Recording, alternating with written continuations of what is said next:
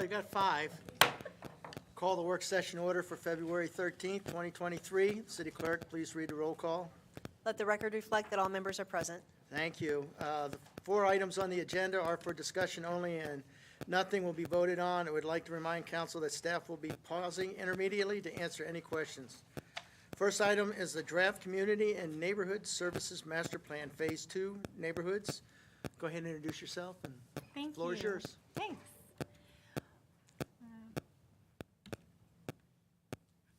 Hey, Daryl? Try the mouse, maybe? No. No, he said just press the, There there we we go. go. Oh, Now we're now going we're way crazy. ahead of All ourselves, right. okay. Good evening, Mayor and Council. I am the Grants and Neighborhood Services Supervisor, Christina Panatescu, and with me this evening is Martina Keel. You may remember her from her work on our 5-year consolidated plan for HUD when we became an entitlement community. And more recently, she completed Phase 1 of our Community and Neighborhood Services Master Plan. Tonight, we are here to share a draft of Phase 2 of that plan for council feedback. I will provide some background and an update on Phase 1 before turning it over to Martina to talk about what is in Phase 2, including the recommended activities. The Community and Neighborhood Services Master Plan, you may hear us refer to it as the CANS plan, came about in response to the city's strategic plan direction to study human and social service needs of our residents.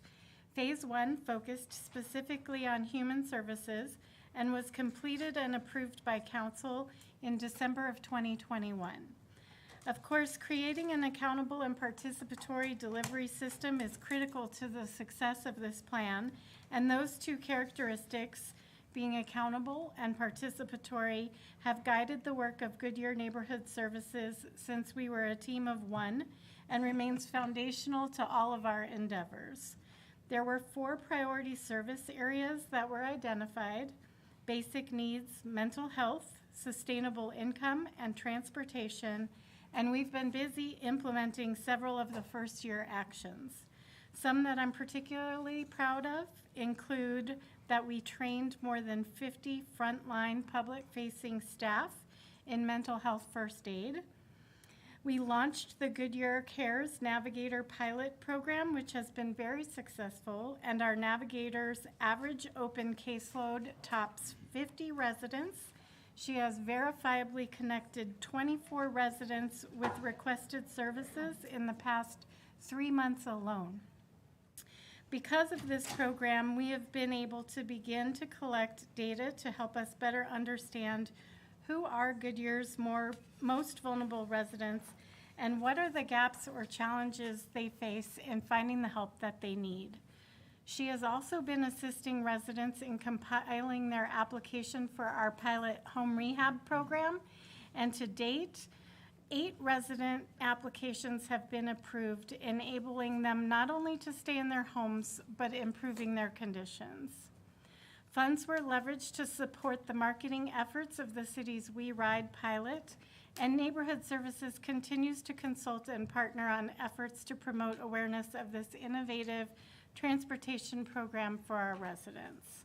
We're exploring a partnership with the local Kiwanis and Wildflower Elementary School to bring a community garden to that campus for the students, and an RFP is set to open soon for pilot programs to improve mental health outcomes by increasing access to mental health services delivered by licensed behavioral health professionals or certified peer support specialists working under a license delivered right here in Goodyear. And we've been offering intermittent programming to build the capacity of our residents to be resilient while providing opportunities to break social isolation and help residents build relationships through the Live in-Person initiative. So a lot to be proud of. Today, we are here to share with what we are finding as we create Phase 2 of the Community and Neighborhood Services Master Plan. This phase focuses on 5 neighborhoods that were selected based on their potential to meet the criteria for Community Development Block Grant funding.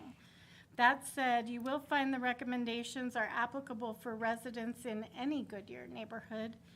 And a quick shout out to Jeremy Dyke, Community Engagement Coordinator for residents.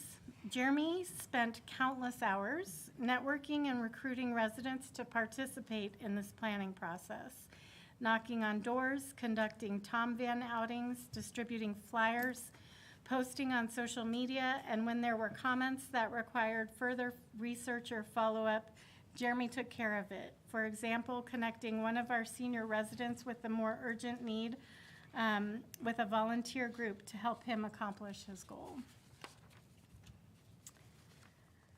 I mentioned the characteristics of being accountable and participatory as being foundational to neighborhood services endeavors, and I'd like to take a minute to elaborate a little bit on that foundation before I turn it over to Martina and we dig into the plan. After years of research, asset-based community development, sometimes referred to as ABCD, was pioneered by John McKnight and Jody Kretzmann in the early 1990s. This is the model I have attempted to apply when developing and delivering neighborhood services in Goodyear. The premise of ABCD holds that sustainable neighborhoods and communities are built on the strengths and capacities of individuals and organizations who call the community home.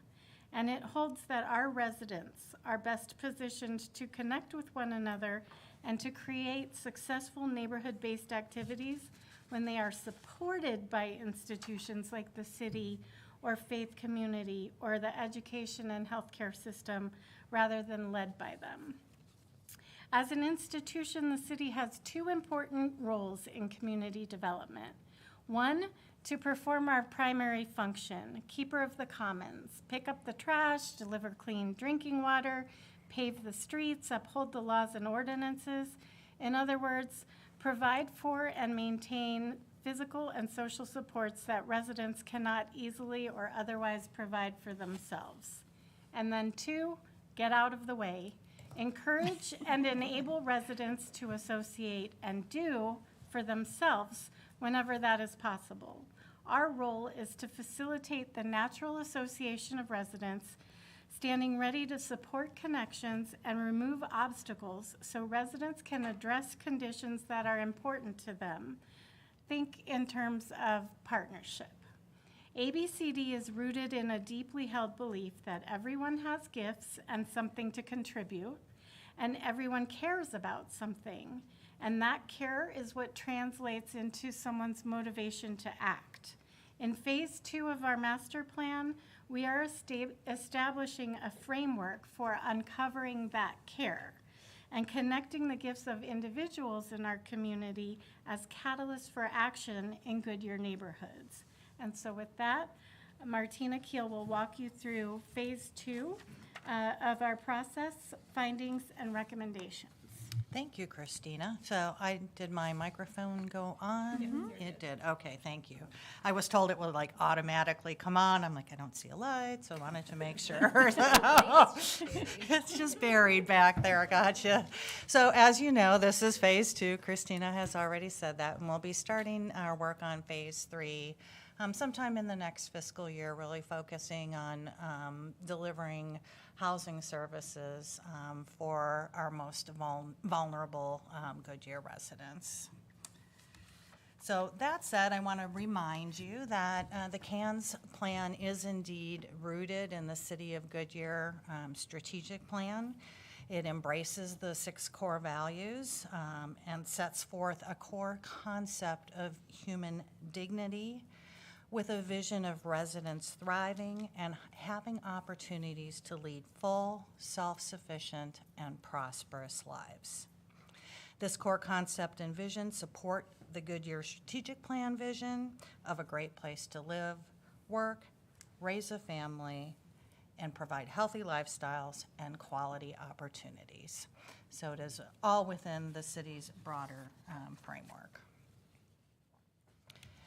So as we developed this phase of the plan, we provided multiple opportunities for residents of the 5 neighborhoods to join us and share with us their visions for their neighborhood and their visions for what makes a great community. And before I talk about those, we also recognize that one of the main customers of neighborhood services is other city departments.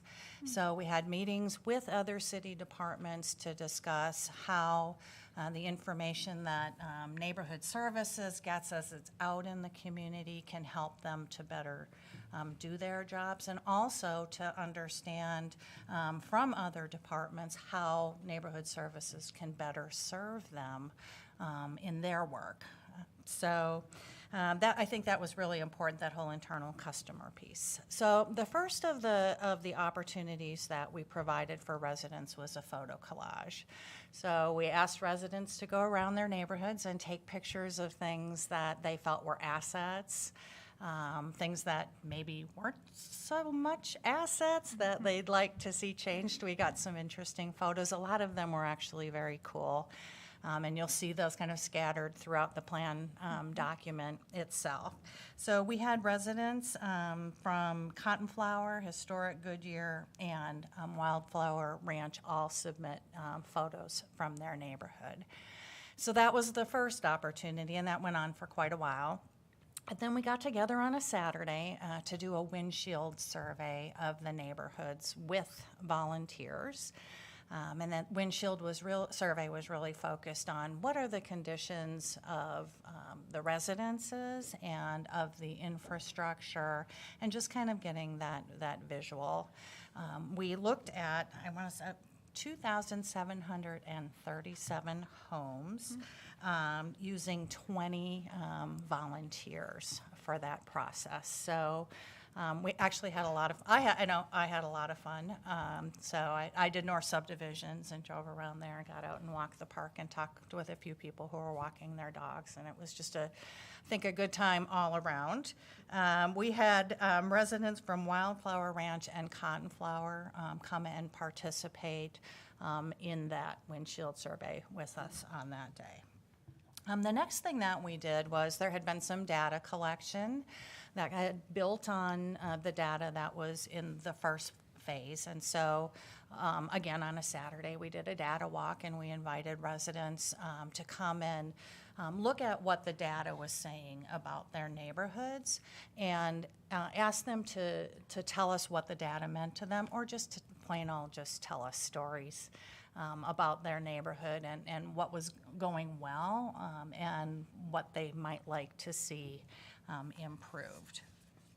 So we had residents from Canada Village, Cotton Flower, and Historic Goodyear all attended that event and shared with us just really a variety of perspectives. It was another very interesting day. So the final opportunity that we offered in the planning process itself was an opportunity for each of the neighborhoods to engage in a focus group, kind of strategic visioning process for their neighborhoods. And Wildflower Ranch residents got together and asked to go through that process, and actually Jeremy Dyke led them through that process. So they are, of the 5 neighborhoods, the only neighborhood that fully completed this kind of visioning process that we're hoping to bring to all the neighborhoods as time progresses. They have to be ready. It's not something that you can just say, okay, we're planning today, and as you know, it just doesn't work that way. So I'm sure that's your experience as well. So in addition to those 4 opportunities, we're going to be doing an online open house on March 23rd.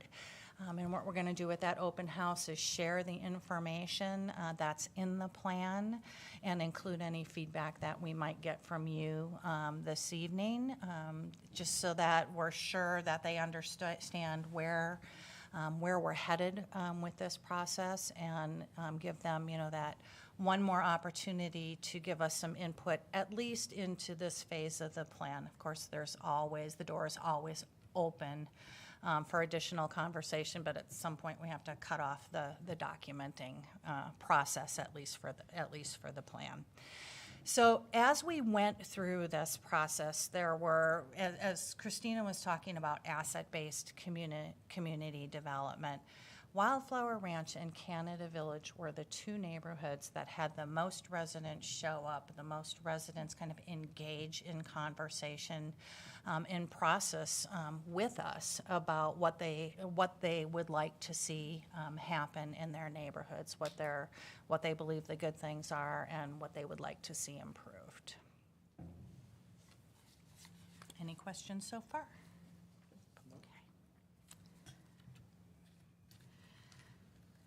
So in the plan, there are neighborhood briefs for each of the 5 neighborhoods. And so what's in those briefs are the data that we shared with the neighborhoods in the data walk. And that includes data on people and families, income and education, and then kind of what I would term as stability indicators, like how long have people lived in the neighborhood, how many people are exposed to property or other types of crime. And then we also included the resident perceptions, their assets, opportunities, and challenges that they shared with us during the process. So we included in the data information on the number of households with a retired person, the education level of residents, residents who were working in non-management occupations, and residents who had been living in the neighborhood since before 2010, because we wanted to get a kind of a feel for how long people had been there. And those data points were selected to kind of connect back to that first phase of the data collection that we did for the human services piece of it. So probably no surprise to you, but overall, residents of the 5 selected neighborhoods are more likely than Goodyear residents overall to work full-time, to be employed in non-management occupations, and have a lower household income, to have lived in their neighborhood for more than 10 years, which with all the new neighborhoods, I guess that's probably really not a surprise. So that's kind of the, they're unique each in their own ways, but if you look at them kind of in common, those are just some of the common attributes that the 5 neighborhoods share from a data standpoint. Oh, thank you, Christina. So through this process, 13 common conditions emerged.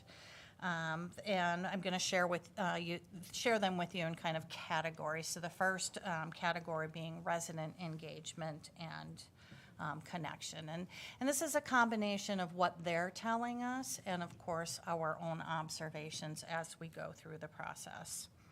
So in terms of engagement and connection, leadership and engagement are uneven within neighborhoods and across neighborhoods. Neighborhoods clearly do not always agree on what the assets are and opportunities and challenges, nor do they agree on what their neighborhood boundaries are. Residents are concerned about isolation or detachment from city attention as the city grows. And some neighborhoods, one in particular, expressed some concern that the city may not be investing in their neighborhood at the same level that they're investing in newer neighborhoods. Yeah. Yeah. And then finally, in this kind of engagement and connection section, where that longtime residents are feeling disconnected from new residents moving into the neighborhood. In other words, they're finding it challenging to deal with kind of all of the changes that are going on and reconnecting with new neighbors. There was a lot of people discuss that as, kind of feeling a bit isolated. So in terms of the built-in environment, what we observed through our windshield survey was, of course, that home and infrastructure maintenance are uneven. And that's regardless of whether there's an HOA or not an HOA. And it varies within neighborhoods and among the neighborhoods. No surprise there. Residents in every neighborhood express concern about pedestrian and bicycle safety loudly. Historic and Goodyear and North Subdivision residents talked about the alleys and how important they are. But there is still some confusion about who's responsible for those. Yeah. Yep, so there was a lot of discussion around the alleyways in those two neighborhoods. And then probably no surprise to you, but parks are at the absolute top of the list as the best neighborhood assets. And right along with those are trees and landscaping. So creating that outdoor environment where people actually can get out and connect with one another. They love their parks. Thank you. So from the perspective of process, some observations here. Residents of multifamily properties, businesses, a neighborhood serving businesses, places of worship, and schools are all integral to the neighborhood planning process. And they're also untapped resources and partners for developing neighborhood-based leadership and capacity, helping people rise to the occasion and to their full capacity. We don't have a framework, and we need a framework for developing resident leaders and making decisions in investments needed to consistently communicate with and support residents in their engagement and in their leadership. And this includes neighborhood services developing tools that can be used by all city departments if they wish, as they independently do their outreach, education, and engagement processes. So finally, the action plan, what everybody has been waiting for this evening. So the action plan is really based in the premises of ABCD, or asset-based community development, that Christina mentioned at the beginning of the meeting. And it really is looking at the city and faith organizations, schools, the healthcare system, all of the other systems that we rely on do have important roles. But perhaps their most important role when we're talking about ABCD, as Christina said, is to get out of the way. So there are some kind of guidelines that the action plan follows that are premised in ABCD. And those guidelines are knowing the neighborhoods. So we're well on our way to understanding where they're at. Thinking about partnerships and what can others do? How can other systems engage with this, not just with the city, but with the residents themselves? And then kind of, I think probably the most important thing is a kind of a shift in the way we think about measuring success.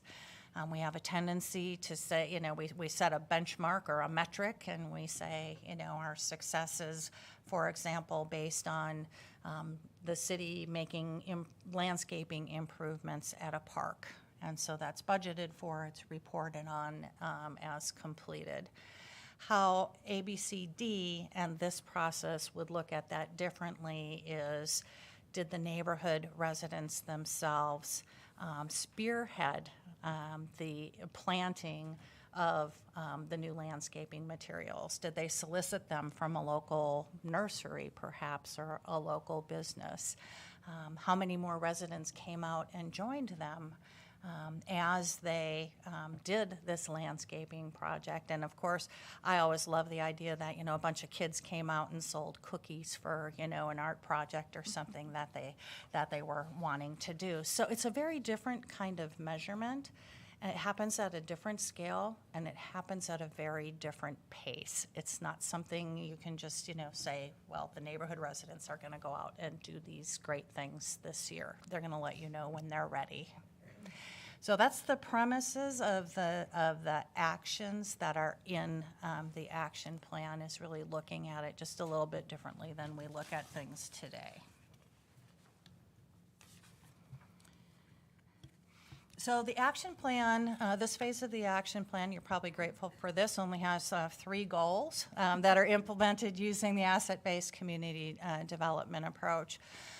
One of these goals are always overlapping because you can take an action in one area and it can have positive impacts in the other, and so forth. The delivery system, which was a very large focus of the first phase of the plan, continues to get developed in this phase, looking at it through the lens of the neighborhood actions themselves. So we have these 3 overlapping objectives.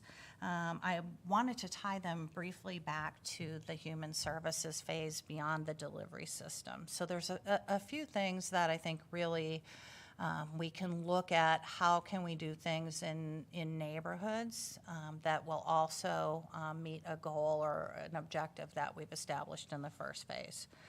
One of those is creating one-stop sites or hubs for connections in the neighborhoods themselves. Another is incorporating participant-driven services to spur creativity and innovation to address the locally defined outcomes and evaluation measures that are being developed. Increasing resident engagement with economic mobility opportunities. So bringing debt counseling and other economic services to them in their neighborhoods. Reducing reliance on transportation solutions through alternative service delivery models. Neighborhoods can help, or residents can help us build those models. And then increasing low-income resident participation in business formation, higher education, employment skills, and job-seeking programs.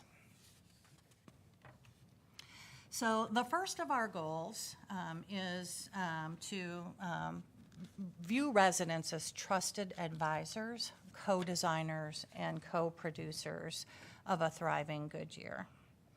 It follows a progression that starts with developing programs that nurture emerging community leaders, while at the same time educating systems leaders in the principles of ABCD. The next step in that progression is to connect residents with the systems, and then finally to connect leaders with one another so that they can provide the mutual support that they're going to be needing. Supporting that progression includes providing supplies and marketing materials for non-HOA neighborhoods, coordinating guest speakers from city departments at neighborhood events. So if a neighborhood says, hey, we'd really like to, learn more about, how streets, what streets get, improved, or how that decision-making process goes, neighborhood services can ask somebody, would you please come out and talk with this neighborhood? And then finally, working with schools, because schools have our future leaders, and there is definitely an untapped opportunity there, and they were at the table in phase 1. So continuing to keep them at the table through each phase is one of our goals. In terms of neighborhood capacity, rather than building individual resident leaders, neighborhood capacity looks at residents working together to create and sustain healthy neighborhoods. It follows a progression from supporting the development of these neighborhood-based strategic visions, like we're done with Wildflower Ranch, and developing programs that ensure those plans are focused on resident-led initiatives, developing a cohesive neighborhood image, and possibly resident-led projects to fund block-level projects for those motivated neighborhood residents who can identify projects and they want to get together. Supporting that progression will require supporting neighborhood leadership teams through training in certain communication methods that are ABCD based, and then, of course, connecting the teams with one another eventually.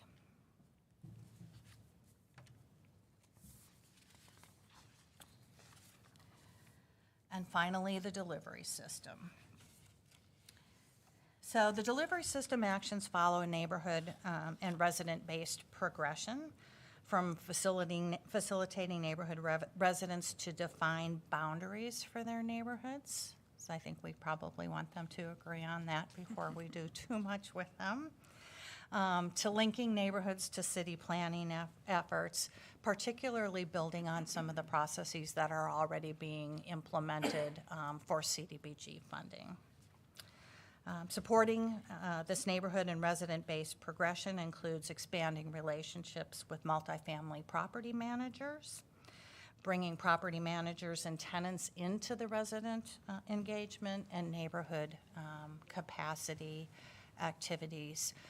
One of the things that the data did show us is that while there are a lot of renters in many of these neighborhoods, many of them have been residents of the neighborhoods for a very long time. So engaging them is I think, very critical.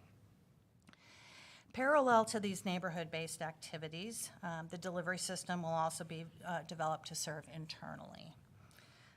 That's talking about developing a common language that city departments can use in their resident engagement efforts, providing technical assistance to those city departments that request that assistance, and incorporating the asset maps or these visioning exercises and plans into project education and planning efforts of other city departments as well. So when a city department goes out to one of the neighborhoods that Neighborhood Services is working with, they're already kind of primed on their understanding of what's important to the residents in that neighborhood. And last but not least, there is work to do in analyzing and mapping alleys and other rights of way that can help the residents of those particular neighborhoods link with the city departments that can help them make the improvements that they decide are important there. And with that, I will turn it back over to Christina.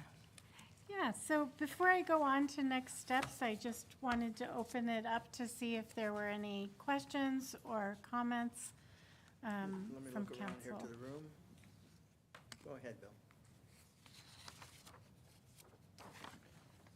I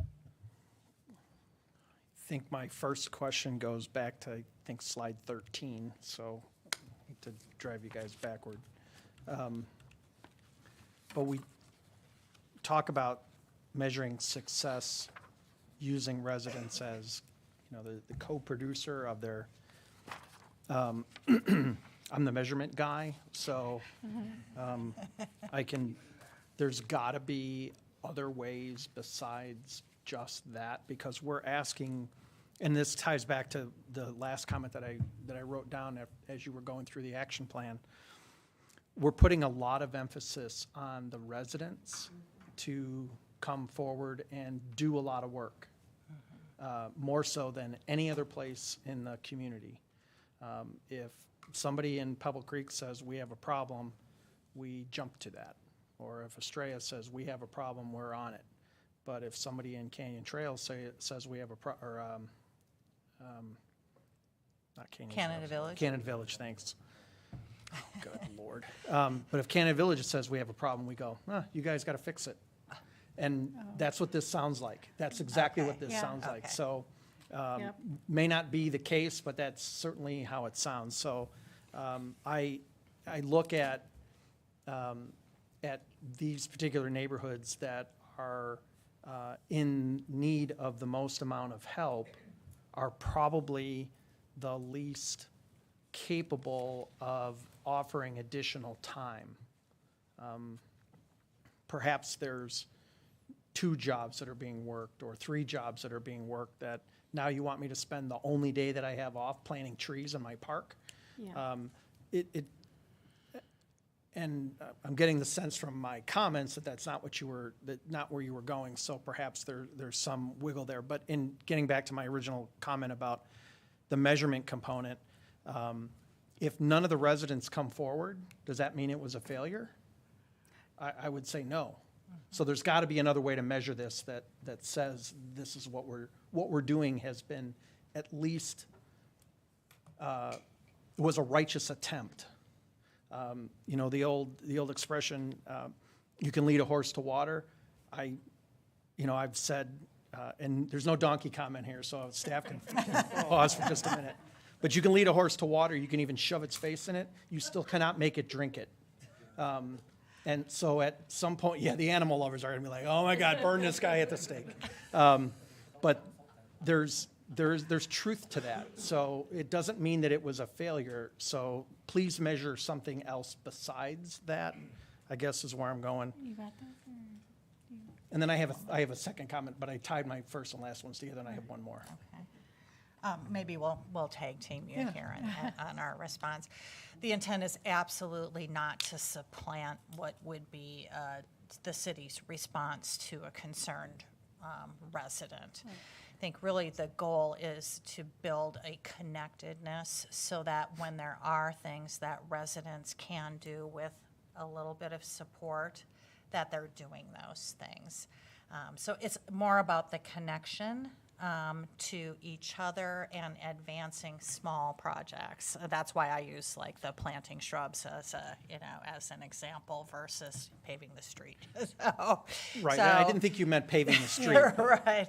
So I think, we have had a lot of discussion about how best to measure things, and we're still, I think, working through those. But Christina's a little maybe a little bit farther along with that. If not, then, I'm talking out of school, and she's, she'll get me later. But No, I'm still here for 2 more years, so I figured they'd know I would ask the question. Your lead a horse to water metaphor is perfect. exactly what this plan and this system is designed to address. So in ABCD, there's a popular story about an elected official who ran on a campaign of cleaning up the projects. And when he got elected, he sent his staff out to go work with the people who resided in the projects to eradicate them of drugs and crime, because they had all the data to tell them these people have drug abuse issues and it's a gang-infested community, and if we can just solve that, then this will be a nice place for everyone to live. So the staff went out and had their first meeting, and all kinds of people turned out, and nothing happened. Because the residents, when they said their priority was to clean up the projects, they meant literally. They had a rat infestation, and they were concerned about rats getting into the cribs with the babies. And once staff understood what they meant by cleaning up the project, they worked with the neighborhood to teach them about properly bagging and tying trash. They increased the size of the dumpsters, and they increased the collection. And they put traps out for the rats. They're rats. They're humane traps. Humane traps. And they got rid of the rat problem. And then what do you know? The residents of the community felt like they had a win under their belt. And they felt like they could work together with the representatives from the city on issues that were important to them. And then they were able to get traction on some of the other issues. And another thing that I would like to share as it relates to this, and why I think this is so important to understand, is I came to the city of Goodyear after doing community development work in another Arizona city. And I was on the neighborhood side. And I know what it was like to come to a representative in the city and say, I'm concerned about a saturation of payday loans in my community, and they're preying upon my low-income residents. And the city taking that and going into a vacuum and developing an ordinance that now payday loan facilities cannot be within X number of feet of each other, and then coming back to my community to congratulate us all on what they had accomplished for everyone else who wasn't already experiencing my problem. And so they're like barking up the wrong tree in that solution, and it was very frustrating to me as the community person. And so to me, that's the measure here, is are we building the capacity in our system for all of the city departments, including ourselves, as their supports, to get that engagement from our residents, to check for understanding, to give them the context to understand the constraints that a municipality might work within, and and then problem solve with them on what it is that they can do themselves, what they need some help from others to do, and what only we can do for them. And then we'll do those things, they do those things, and we'll work together in the middle. And so that's the whole vision is to not shove the horse's Face in the water. All right. So, so I think when we talk about measurement, let's look beyond that, because Yeah. it sounds like there's more to it. I got the impression now that what I was hearing is not the case, so maybe there's something in how we're presenting this that changes. And you were talking about, the last question I had was around the, what do the neighborhoods want? How do they fit in? And we're going through the general plan update process now. And I think getting those neighborhoods connected into the general plan update process becomes important, so that they can see that. I think our biggest challenge is we are all at large, so there is not a representative of any one of these neighborhoods. So when we, in your example, there was an elected representative. We don't have that, so all of us, I may get 2 phone calls, Wally may get 6 phone calls, from the same neighborhood, and they're 8 different people in how they go through it. So making sure we're achieving that balance that we've always had, I think, is also very important, because I think some of the neighborhoods are starting to feel somewhat disconnected as the city is getting larger, and not just the 5 that we've identified, but even some of the other ones, I think are starting to feel that lack of representation, or at least understanding of where they're at, which is going to be a future problem for future council to deal with. So, but so far so good. I trust what you guys are doing.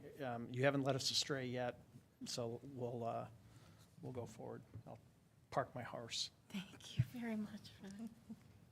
Go ahead, Sherry.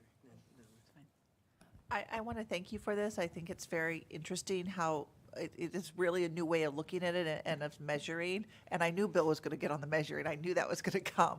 After how many years? A decade or so? I got it. I do really like the part about the multifamily and bringing them in with the established neighborhoods, because a lot of the multifamily that we're building is new, and I think they're part of the community, and I think that's a great way to kind of bring those together and bring that multifamily, the people that are either renting or owners in those single family homes together. I think that's something, as we bring it on, we need to keep that up. I like the idea of letting the residents be the leader. I think that's good, but I think we have to kind of, I was going to say kickstart. I didn't think about the horse analogy, but I think we need to kind of be a little bit of a kickstart there to get them together, and maybe a little more assertive on kickstarting, not just waiting for them to kind of cohesively come together. And then once they are together, be the support.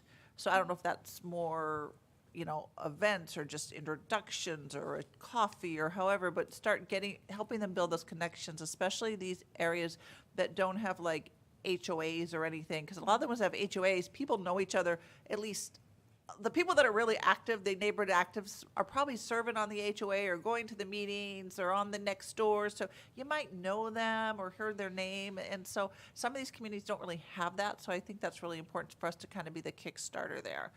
I would use an example of like what happened in our neighborhood where our little office is. I didn't really know our neighbors. And then we kind of had this very interesting people move next door that were some sort of pain clinic thing, not quite sure what it was, with people coming and going.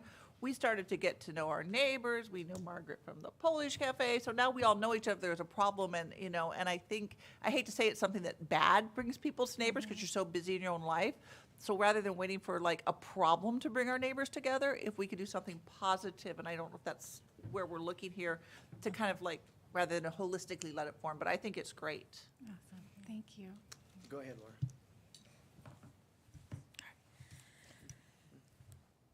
This is a very ambitious plan, and I want to thank you for all the resident engagement. I mean, all the various forms of engagement that you did. it was just really amazing, not one size fits all. I mean, there was opportunities. I think you have selected 5 good neighborhoods to start modeling it.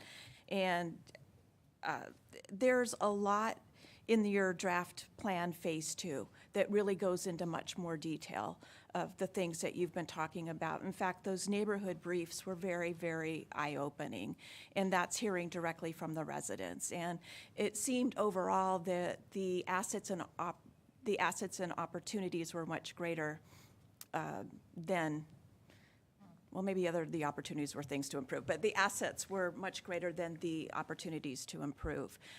Interesting how alleys is a reoccurring theme on all of it, and I would think that not only is it just preventing neglect and things like that, but there was discussion about encampment, so that means engaging the homeless outreach team and police and things like that, and what are the laws there? I mean, can you prohibit somebody from encamping? And so I mean, those are tangible, real problems that people are dealing with. It is interesting because, I don't want to take your line, but we're not a collection of neighborhoods. We're a community. But we do have neighborhoods that don't have as strong a voice as some do. Those with active, outgoing HOAs, I mean, they do have a way to address their internal organizations, their own community engagement. But those that don't definitely are at a disadvantage. And I think that the plan to help them to make connections. And I know it's going to be harder to make it resident-led, but we don't want to show up and say, hey, we're from the government and we're here to help you, because Exactly. that never goes well. Right. So anyway, and it does take time to build relationships. I understand that. So even small successes are successes. And the outreach that has already been done, Jeremy out there all the time, certainly he's a strong relationship builder. And it's funny, it's saying that it's hard to define the boundaries of neighborhoods. Well, it's hard to define in some areas what's Avondale and Goodyear. So it's not unusual to say, that we still struggle with some of those things. But I'm excited that we're really going to have a true neighborhood services. I mean, it used to be one person with several hats, and now you have staff. We've got a plan. I mean, this is truly, we're emerging into a true neighborhood services department, and there's a lot of work to do. And but I believe that you will make great progress. So thank you for the work that you've done on this. Thanks. Go ahead. Yeah, thank you for putting it all together. I know it's a lot of hard work. Thank you for all the man-hours and the time spent going to all the different neighborhoods and all the meetings and things like that. So I'm looking forward to this all being put together. And to your point, I know it's really any neighborhood can call us and ask for help. So this is really an enhancement program, more of a enhancing engagement type program for each of these targeted neighborhoods. So I know there's some passionate people in there, and I guess my only question, I know everybody else has already answered a lot of them, is I know some of it has to do with you need leaders in those areas. I mean, is there a way, I'm not sure how you're going to target, identify and nurture emerging leaders is kind of you're wanting them to take ownership of it. I guess the opposite of that would be is if there are no leaders, I mean, is there a way that this can still move forward, still get input from these neighborhoods? That makes sense. Yeah. Do you want to? So the plan on a page model is something that Wildflower was ready to do, so we worked with them on that. And they have an actionable list they're ready to organize around, not as an HOA, outside of their HOA even. So these are above and beyond. And then Jeremy already has a meeting set up with historic Goodyear neighborhood residents from the old guard that had the Neighborhood Alliance to some newcomers. And he's going to go through that facilitated exercise with them to evoke what it is that they care about, and hopefully get them focused on positive strengths in the community that they can build upon, versus like a laundry list of things that they want the city to achieve for them. And then he will continue to support them in those meetings that they have as they grow their group around that.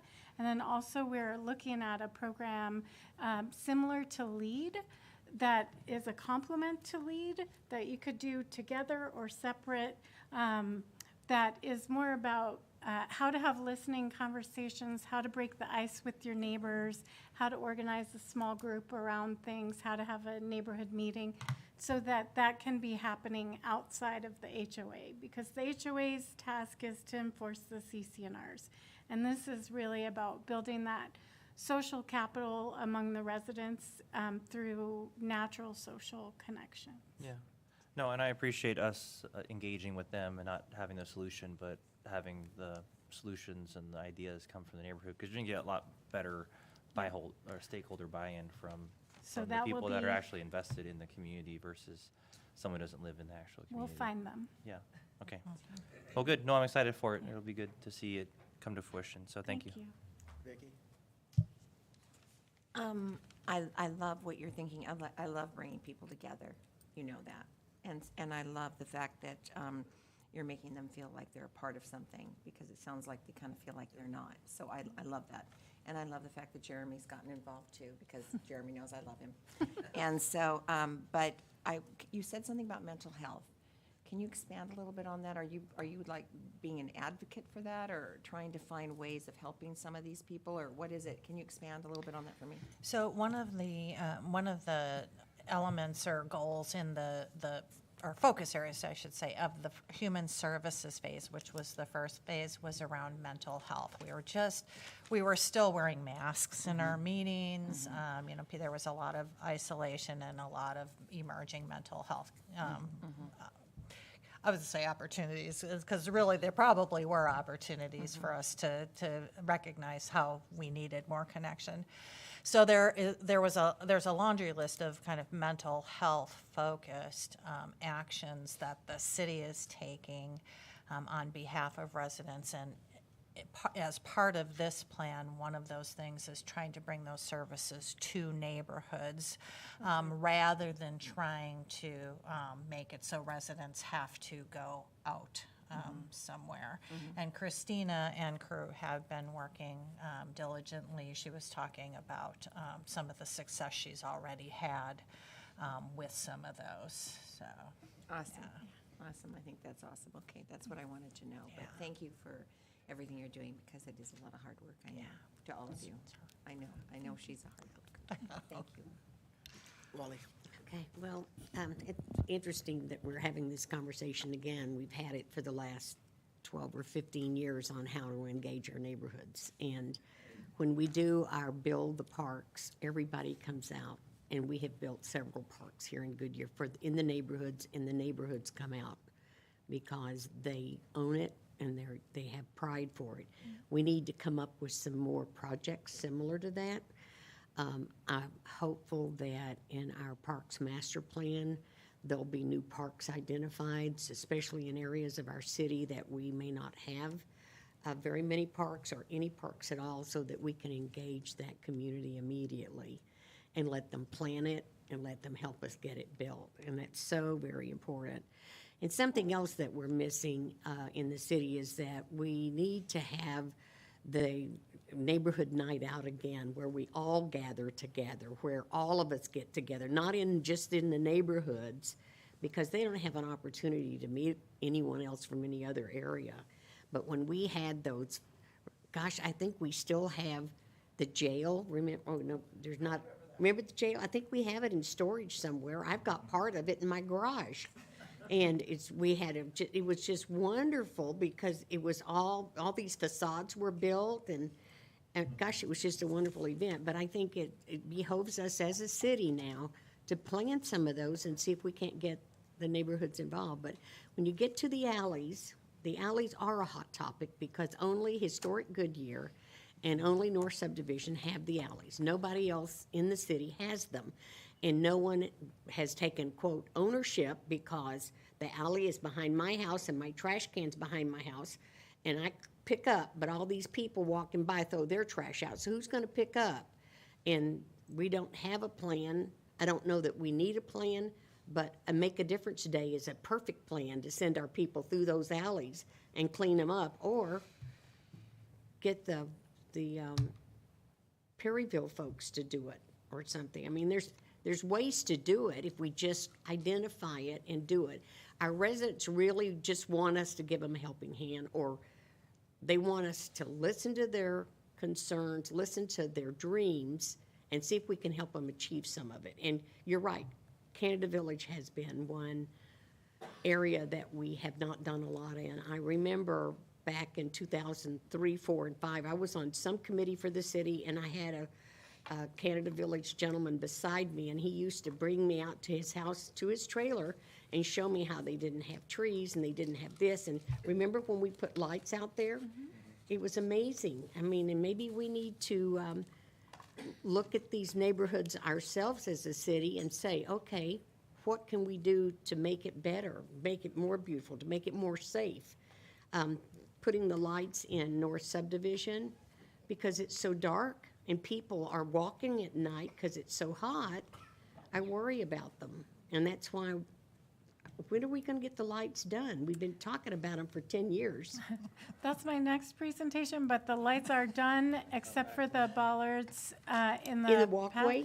and they're waiting on a part that is supposed to be That's here north, any yeah. second now, that they're in and they'll light up as Oh, soon that'll be as that part gets wonderful. installed. But the street lights themselves are Are all already in, yeah. in and on. If you're not familiar with North Subdivision, they have big wide streets, and for some reason, the street lights are like every 5 or 10 houses, and you've got this real area, long area that's dark. And I know we walked it one night. I went out with the neighborhood, and we walked it, and I said, yeah, you're right, it's too dark out here to walk. And that's when we came back and got the lights. So I appreciate you identifying this stuff, and whether we identify emerging leader or not, it's important that we just bring the neighborhoods together. And all we need to do is to continue to keep talking to them, whether they have an HOA or not, that's not important. But what's important is that they need to feel that they're heard and that we're gonna respond to them as best we can. We can't necessarily pay their bills, but we can make their living conditions better on the outside, I think, as a city, and we should do that. Thank you. That's it. Good discussion. There's nothing more that I can add to it, but I think you got some good feedback from council. I think so too. Yes, Thank you all thank very you. much. I'm very excited about this, as you can probably tell. We are going to have that virtual open house to kind of check for understanding, to make sure what we put in here matched what we got from people along the way on March 23rd. And then we will bring the final plan back to you for approval of this phase, similar to the way we did with Phase 1 on May 6th. So thank you all very much for your input, and thank you, Martina, very much. Thank you, everybody. You ready for the second one? Yeah. Well, the next item is the fiscal year 2024 Community Development Block Grant, CDBG. Again, you're up. Thank you. All right, well, it is time to begin planning for our fiscal year 2024 CDBG, or Community Development Block Grant Entitlement Funds. Before we get the discussion going, I'd like to provide some updates on how we have been using the funds since we became an entitlement community in fiscal year 22, and provide a refresher on the constraints around spending by reviewing the national objectives and our city priorities from the consolidated plan. Then I'll share potential activities that have emerged as part of our planning process and offer a suggestion for you to consider leveraging our fiscal year 24 CDBG investment. So let's get started. In May of 2021, Council adopted and we submitted our consolidated plan and first year action plan to HUD. In the plan, we prioritized eligible activity categories and specified our fiscal year 22 project.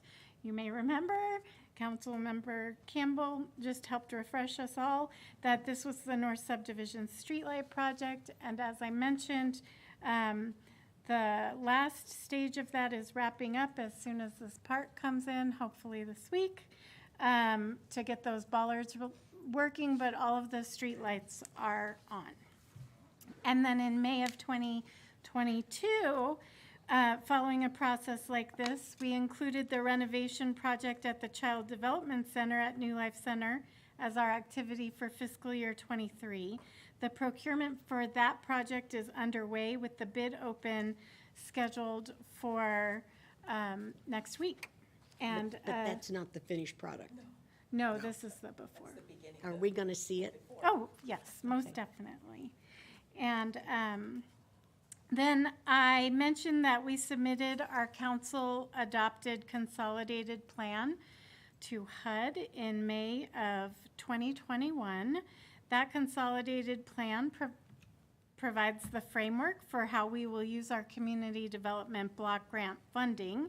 It gets updated every 5 years unless it's amended, and it gets implemented through these annual action plans where we specify how we intend to use our entitlement in the year ahead. There are some restrictions. For example, projects, which are called activities, must benefit low to moderate income Goodyear households or neighborhoods.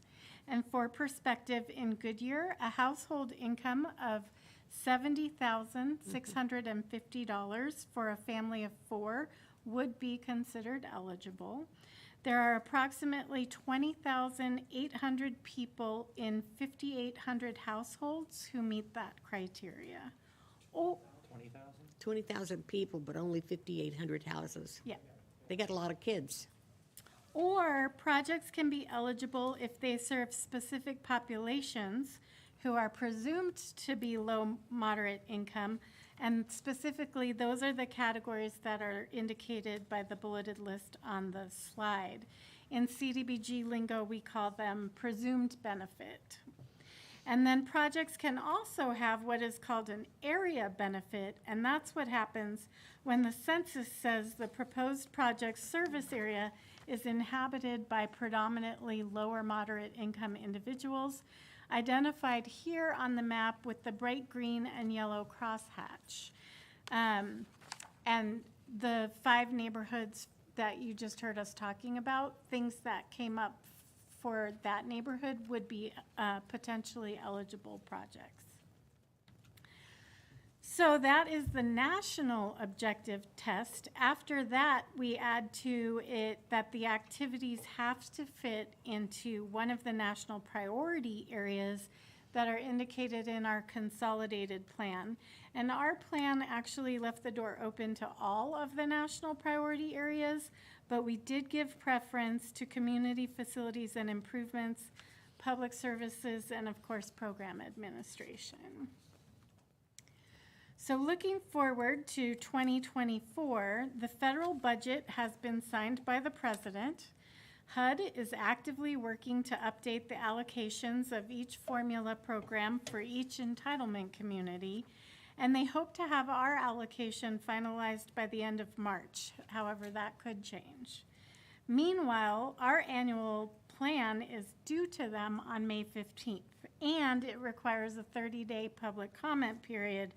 So to ensure that we're able to meet our deadlines, we're using last year's allocation amount for planning purposes, and that was $426,876 to work with. And then since the entitlement could be more or it could be less than what we received last year, and we have expenditure thresholds that we have to meet in terms of how we spend this money, it's important that whatever activity we choose is able to accommodate or adapt to any shortfall or surplus. Once again, we are recommending allocating the maximum allowable amount for program administration. With 2 years under our belt, I can personally attest to how complex the CDBG administration and oversight have been, and I'm very grateful to have the support of our consultants and now Christy Kelly, Community Engagement Coordinator for Partnerships. So after we take the money for program administration, that leaves an estimated balance of $341,501 available for activities that meet the national objective and align with our consolidated plan activities. So given the anticipated award amount and the further administrative burdens that would come with using those funds, at this time, staff recommends continuing to focus on capital community improvement type projects rather than public services or any of those lower priority activities. HUD regulations require citizen participation in this planning process, and even still, we know how important our residents' input is to each of you. The timing of that second phase of the Community and Neighborhood Services Master Plan has been especially helpful in revealing potential eligible activities that are important to our residents, because projects that serve those neighborhoods could meet the national objective through area benefit. And we also held a hybrid initial public meeting on December 7th and consulted the Faith and Community Roundtable members at their January meeting. Several eligible activity suggestions centering largely on capital community improvement type projects like enhancements to our parks or connectivity such as sidewalks and pathways emerged. We took all of the suggestions to our city department directors to share the feedback we received and to give them an opportunity to weigh in on how suggestions aligned with both their department level planning and prioritization, as well as staff capacity to tackle a project in this coming fiscal year.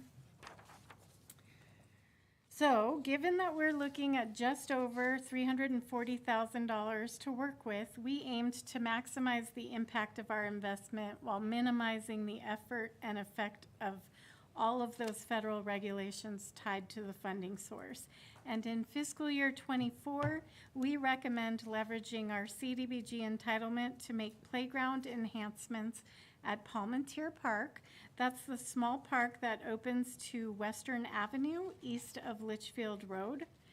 As a part of our neighborhood services master planning and the CDBG public meeting process, residents from the neighborhood have expressed a desire for improved playground equipment and amenities at this park, citing a lack of accessibility for small children and individuals living with a disability, as well as a lack of activities for older children and teenagers in the southern part of historic Goodyear.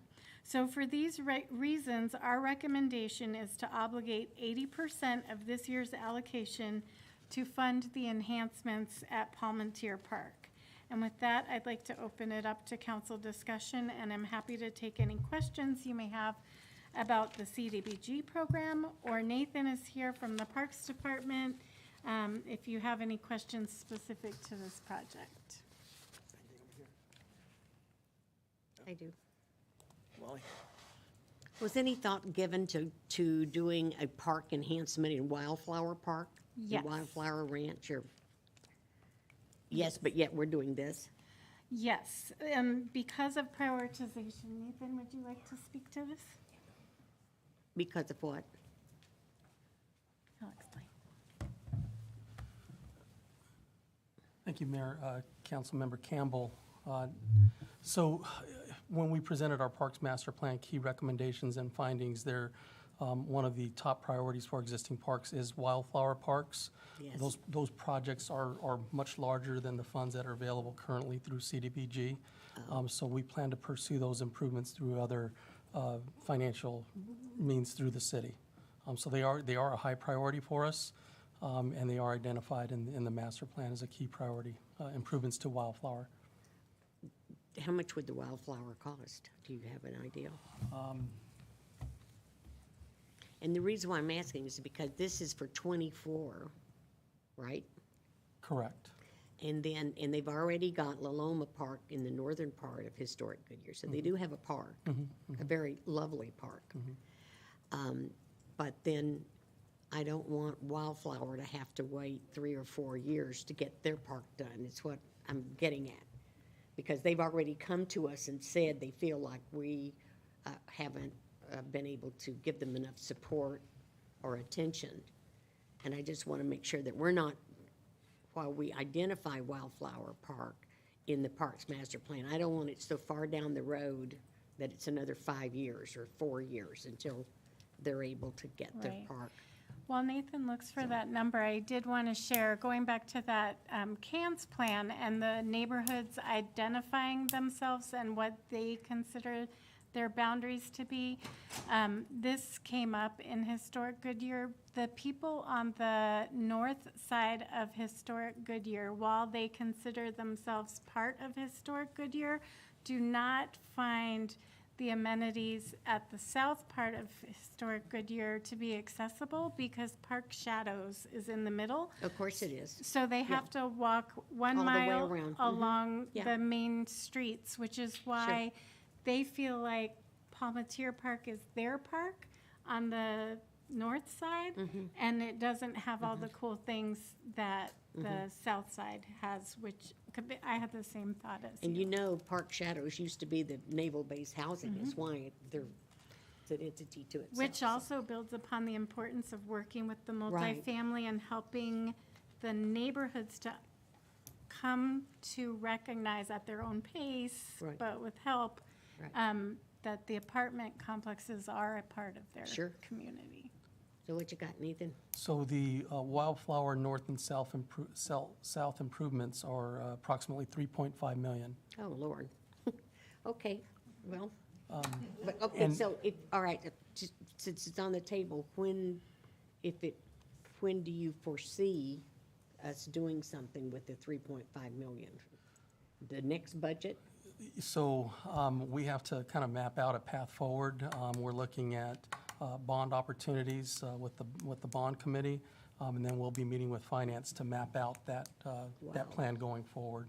And there were Because if 50 we could do it in phases, I'm good with the phases, to do this much and then this much as we have the money. Sure. But but you're saying we're gonna have to do the bonding and all of that. I mean, this thing could be 5 years out. That's one of the strategies. I'm Yeah. unsure right now of where that What to would do. land, where that will land. Okay, And then, of course, with the improvements here to Palmatier Park, it is very limited in size. Yes, So- it is. So It's we're small. extremely limited on. what you on- can even do there. Exactly. Yeah. But point well taken that the playground Yeah. equipment is a little underwhelming. It could be better. It is. for sure. Are you gonna do any ADA stuff? So we do have plans for this one? some ADA It's accommodations really there as well. important we do yes. ADA in all of our parks from now on. So, okay. Thank you. That was my only question, is if we were gonna talk about Wildflower. Go ahead. My question was about the strategy and picking. I remember last year we had options, and I didn't get to go back to look what the other two that we didn't pick and kind of whatever happened to those projects, because I think there were a lot of good projects. But can you just maybe go over again how you selected this project? I mean, we've identified these 5 neighborhoods and.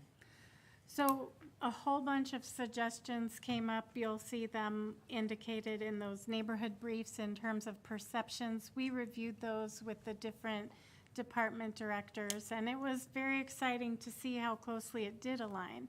Like Wildflower bringing up the connectivity, and it was in Nathan's plan already, and it's just not something for fiscal year '24.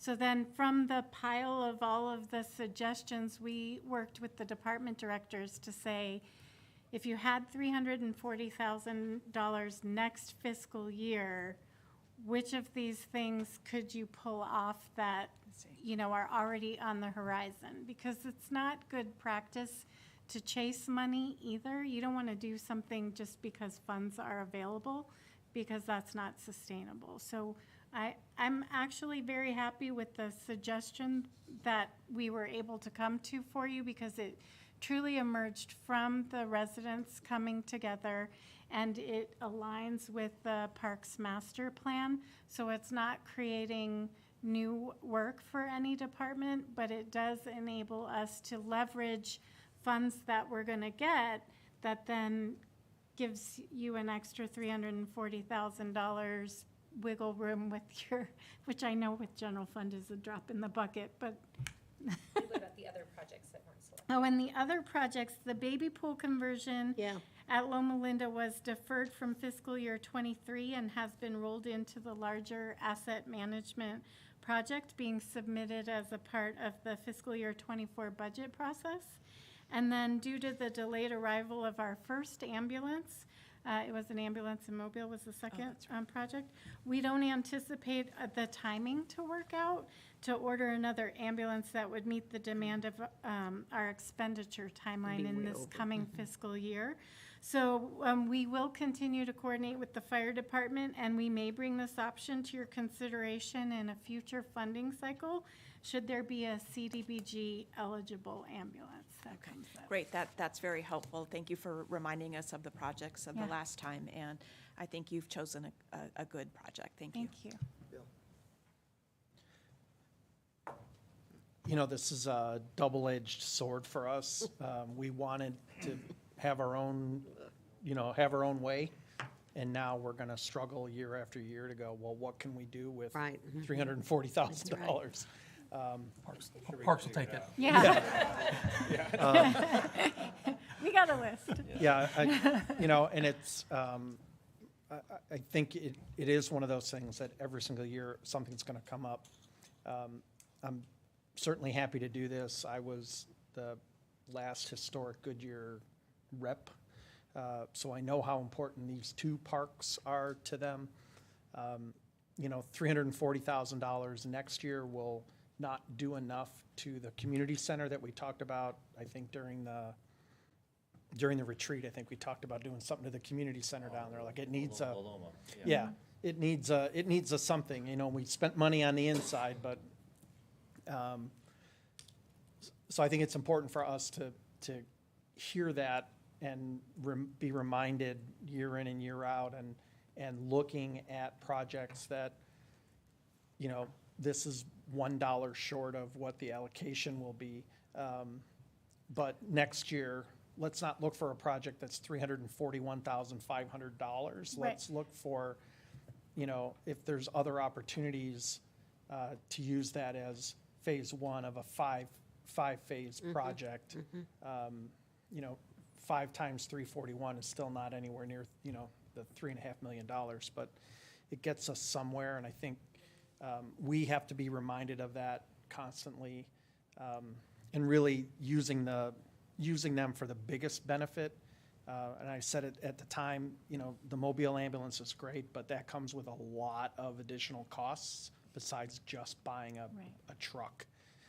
It comes with people, and it comes with ongoing costs, et cetera. So sometimes free money is never free, so. So to that example, just point of clarification, I did round on the slide. So whatever the dollar amount winds up being, 80% of our total allocation, Nathan's going to have a field day with the neighborhood, planning what goes in it. Because it may be higher too, that's an estimate. Right. And we will do a community build. But I'm really happy we're going to spend the money in a neighborhood, not for a nonprofit or something else. It's going to be directly right back to the residents who need it. They use it, they're paying their tax dollars, and that money needs to stay in Goodyear, because otherwise, it's free money. But I did read, I was Googled while you were talking, they said we were going to get around 9 million for Arizona last year. So I don't know, we should be getting a lot more this year because of the budget bill that the president signed and all of the extra money that's in there. We're going to keep our fingers We'll crossed. see. It's never free. Yeah, well, yeah. Nathan likes to hear that, doesn't he? I do love this project. I agree. I think this park needs a little TLC, and I know it's not as big a build as the other one, so I do appreciate it being on your radar. You said stuff for teens there, and I know the playground equipment is going to be added to, which will be wonderful. Is there a basketball court there now, or anything for teens? It's going to be really tough. Typically in neighborhood parks, the focus on the playground is up to 9 years old. In your community parks, your larger scale parks, then you add that older playground to get up to Component. 12. Teens, there aren't sport courts here. Yeah. It's small, you'll have balls rolling into the street. We did look at that. The footprint of the park is just extremely And it's not in a good limited. place for that tiny. either. Correct. Very Yeah, I didn't know tiny. what you would add for teens, cornhole, or like ping pong, I don't know, something We else. plan to engage them, so. Horseshoes. Yes, thank come up you, with 'cause I something. think Yeah. we got those really cool, like, Horseshoes. out here, those cornhole things where you throw they can't get destroyed, so, but I do appreciate it. I think it'll really be an improvement and everything for that. Thank you. Brandon? Yeah, no, I appreciate this being, I think this is one of the few city park-owned parks that we haven't redone the playground on significantly. Because I remember helping build the Estrella Park up at Foothills. I remember helping build the one in Canyon Trails, wasn't it? no, Where were we? in Wildflower, and Wildflower. then also the one over in Estrella Vista as Oh, well. that's So- right. So I know I feel like this is a smaller version, or not as expansive as those parks have been. So I think this will be really nice for that part of the neighborhood, because even going down there and for, what is it, when you go tour all the HOAs. Oh, Gain. And Old Gain Gain as Day. well. Yeah, I feel like this one was a little bit more of a lacking park, so I think it'll be good. I had a question on, did we complete all our water pipes with CBG money already in historic, when I was on CDAC, I know Oh, yeah. I know that was part of, that was like a never end, Right. I feel like that was, every time I got money, that's where it went. It's for the So I was just water. curious if Barb knows. Oh, good. Yes. Answer that question. So, thank you, Do you want me to Mayor, get it? Councilmember Hampton. Yes, we actually, we changed that project, that strategy from using CDBG funds to using water funds. Okay. It was taken a really long Too time. many years. Yeah. It was total over $5 million, and so at, $300,000-400,000 a year, it would have been, a decade before we got that finished. So Okay. that's how we wrapped that one up, and it's under construction right now. So Okay, We're still yeah, working on it. because I remember that's pretty much every time I went to CDAC, that's what we were asking money Yep. for water pipes. Yeah. So I couldn't remember what phase, there's a lot of phases to your point. I Yep, didn't so know we what split phase it we were into in two or and where we were wrapped at. it up. Okay, good. Thank you, So Barb. Historic Goodyear has all their water lines pretty much almost done for the Yeah, most well, they're under construction. under construction now, Yeah. so good. Funded, ready to roll, so, okay. And I think Thank you. I think that was it then, yeah, and also the splash pad was something that had came up when I was at CDAC as well, one of our next projects we were gonna do, so. But yeah, no, I think this will be good, for the residents, in historic Goodyear. Cause I think I walked that whole neighborhood when I was campaigning as well, so it'll be really good to have this park a little more enhanced, so thank you Thank you. for figuring out the best use of those funds, so thank you. I also think it's a good use of funds in this particular project here, so I'm on board with it as well. Thank you. So the next steps will be to present the selected project in an annual plan for public comment. And then I'll be back on March 20th for a public hearing as a part of your regular council meeting. Any additional public comment will be incorporated into the plan, and I'll seek authorization from you to submit the plan to HUD at your May 8th meeting. As long as HUD agrees that our project is eligible, funds will be available after July 1, and I'll be back to get your guidance on planning, in the planning process for these 25. funds next year. Okay. And with that, I just want to thank you all again for your time and attention over the last hour and 20 minutes, and I hope you have a great rest of your meeting. Thank you. Next up is the facilities master plan. You want to take a short 10-minute break, anybody? Or do you want to keep pushing on? Whatever you want to do. I'm We're- asking. We're easy. 10 minutes, break 10 minutes.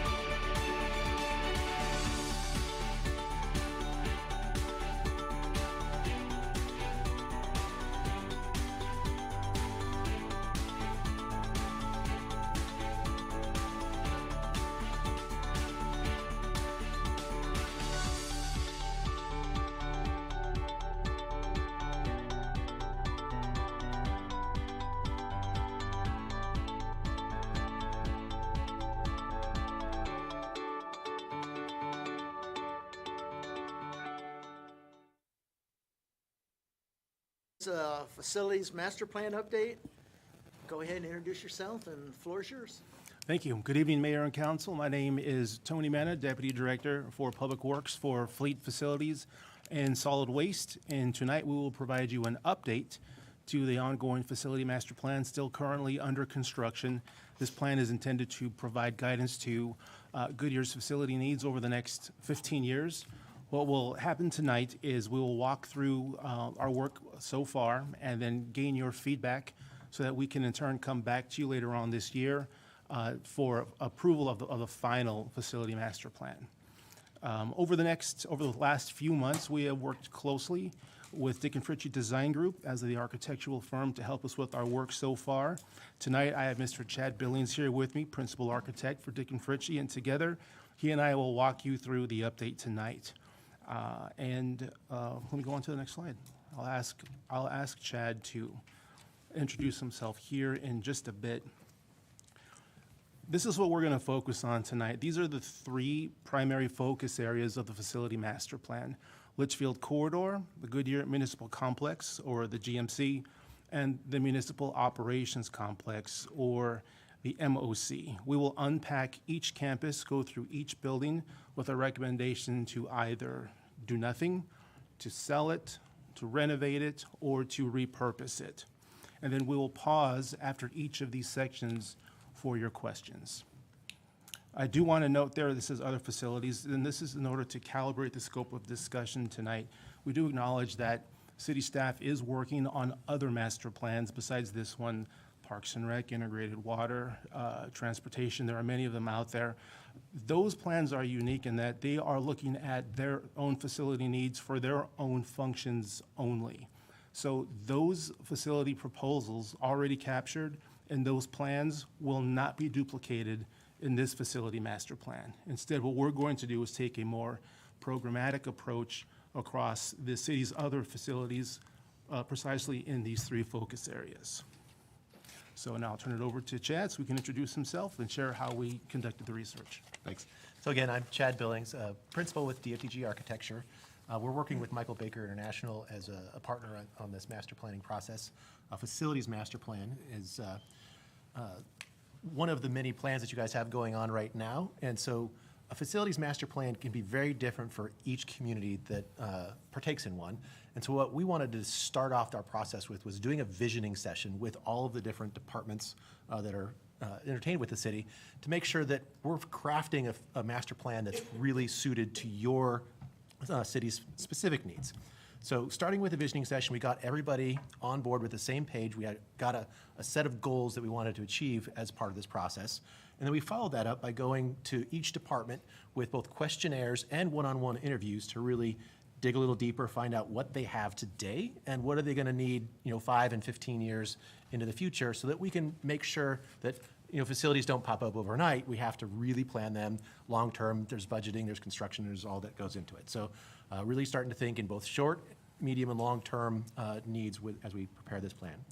And as Tony mentioned, we acknowledge that there are several other master plans that are ongoing: parks, water. There's even a public safety training facility planning going on. As we interviewed each of the departments, we have an awareness of those, but since they're ongoing and they're not complete, it's not fully folded into this work, but we know that it's there. Okay, for due diligence, we do have a facility master plan in the books, and this is the cover page of it from early 2016. So why do we need to do a new one in the first place? Quite simply, the plan that we're looking at here on the screen is outdated.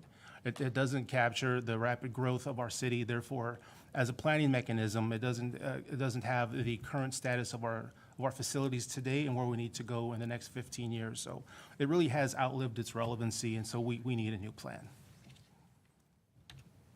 So with that, we're going to dive right into the first focus area, and that is the Litchfield Corridor. To give you some orientation, you're going to see a few of these aerial photographs, and in all of them, we're trying to keep north up so it looks like a normal plan, but there is one catch. So we put a little north arrow to keep everybody centered. So there are 5 key facilities within the Litchfield Corridor that we really focused in on.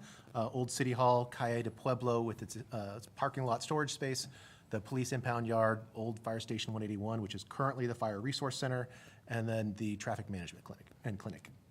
So Jumping first into Old City Hall, this facility is located right on Litchfield, just south of Van Buren. And really, this is going to be your most useful resource that you've got within the Litchfield corridor. This is an opportunity to do a lot of different things, so you've got flexibility, versatility for current, future uses. So it's a building that's about 20 years old, so there are some maintenance items that would need to be addressed if the city chooses to continue to use it in some capacity. So that is one thing to make note of. There are a lot of opportunities, and in those department interviews we did, economic development has a lot of interest in this building specifically. And so that is one of the things that we see as a great recommendation, is to leverage it for economic development uses.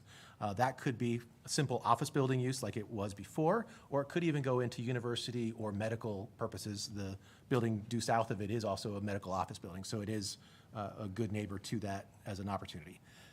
It is also an opportunity for the city to continue to use it in some capacity, whether it's for your own direct uses or even sort of a secondary related program space that the city has as it's like a contract type of use. And the final option is really to go ahead and sell the asset, because that does provide financial resources that you may need to do something else within the facilities or other city needs. The next site, probably the opposite end of that spectrum, is Calle de Pueblo. This facility is located just on the south and east of the intersection at Yuma and Litchfield. And so this facility is about 75 years old. The city's owned it for about 50 years now. It's currently primarily used by Parks and Rec for field teams, but it also does have engineering and development service using it. Can't say enough that the facility it's got a lot of work that needs to be done if it's going to be maintained. So we would call this approaching or near end of life. And so in addition to the building condition, we also want to make note that the site itself requires the adjacent parking lot to be leased out to have enough site amenity to do all the vehicle and equipment storage that the facility needs. And so that is a leased facility, and there are no shade opportunities for canopies and other things. So the equipment and vehicles are exposed to elements 24 hours a day while they're stored there. So with all of that said, our recommendation is to relocate the current uses of this facility to the new municipal operations campus expansion, and then subsequently sell this facility. Okay, Police Impound Yard and the old Fire Station 181. These are two facilities right next to each other, just west of the Litchfield-Yuma intersection on Camino Oro Drive, and we'll talk about them together. Let me kind of walk you through this graphic so you know what you're looking at, because this is the one and only photo that I think is reversed, where north is down. So if you look at the top of the photo, you see that slanted white rooftop. That is the Fire Resource Center. You look at the bottom half of that graphic, you see all of those cars parked. That is the PD impound lot.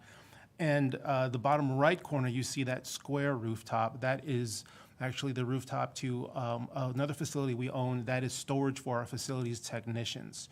So taking your attention back to that Fire Resource Center on top, that, before it was a Fire Resource Center, that was a fire station. It was built in 1992, and as you know, this building does have some history. Today, it is no longer a fire station. It is a Fire Resource Center where fire has their logistics and their storage operations based out of that building. Now, looking further down that picture at the impound lot, that is PD's impound lot, and it is starting to get full. There are 70 slots in that lot available. There are 63 of them that are filled. So there are 6 left, and so PD is going to need some more impound space here soon. So we are looking at a two-step vision. And in the short term, the concept is to expand the impound lot a little bit into the Fire Station 181 footprint to provide some relief for that impound space. Now, exactly when we do it or exactly how much space we go into, we're still working through those details. But long-term, the vision here is to move the Fire Resource Center to somewhere else in the city, and we'll show you that later, to relocate the impound lot, and then to raise both plots, to tear down the Fire Resource Center, tear down that facility storage building, and then to keep these 2 large plots for future city use in case there's an expansion that the city should want. in the future out years. And we'll come back to that also later on. All right, and then the last facility on the Litchfield corridor is the Traffic Management Center and Clinic. This is located right on Litchfield, just a bit north of Yuma. So current status, the clinic is actually moving out into the GMC, which we'll talk about in a minute. And so it's freeing up some real estate within this building. The Traffic Management Center, with that expansion opportunity, has their short and medium, possibly even long-term needs being met. There is some obvious technology infrastructure that's already been invested in this facility, so there is a good opportunity here to continue to use the facility as is. And so that is our recommendation, is to continue using the facility and then possibly reassess in the next 10 years or so to see how the city's growth has impacted specific needs of traffic management. And so with that being the last slide of the Litchfield corridor, do you have any questions about this before we move on to the GMC?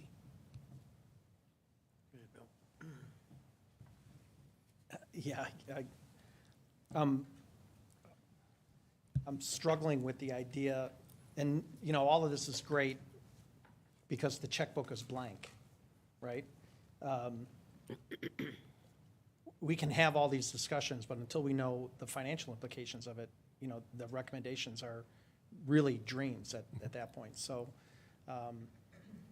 the raising of the Fire Resource Center and the impound area, the fact that it's multi-use, which probably shouldn't be, it should probably be just impound, it should not have facilities operating out of it, you know, the facility management folks. That is kind of mind-boggling to me as we move forward, especially if we're talking about keeping this particular building. I understand all the technology is there, so that one makes some sense. But the size of the land, the size of the buildings, the capacity that the old fire station has from a resource management perspective to replicate that is a $20 million, you know, building. Why would we tear one down to do exactly the same thing that we have right now? You know, some of those things aren't quite making sense, so I'm hoping that the rest of the presentation will make more sense. You know, I'm going to say the old Public Works building because that's what I know it as, the small building off of Western. We should have been out of there 20 years ago. So that makes complete sense. And now we start vacating all of these people from these places.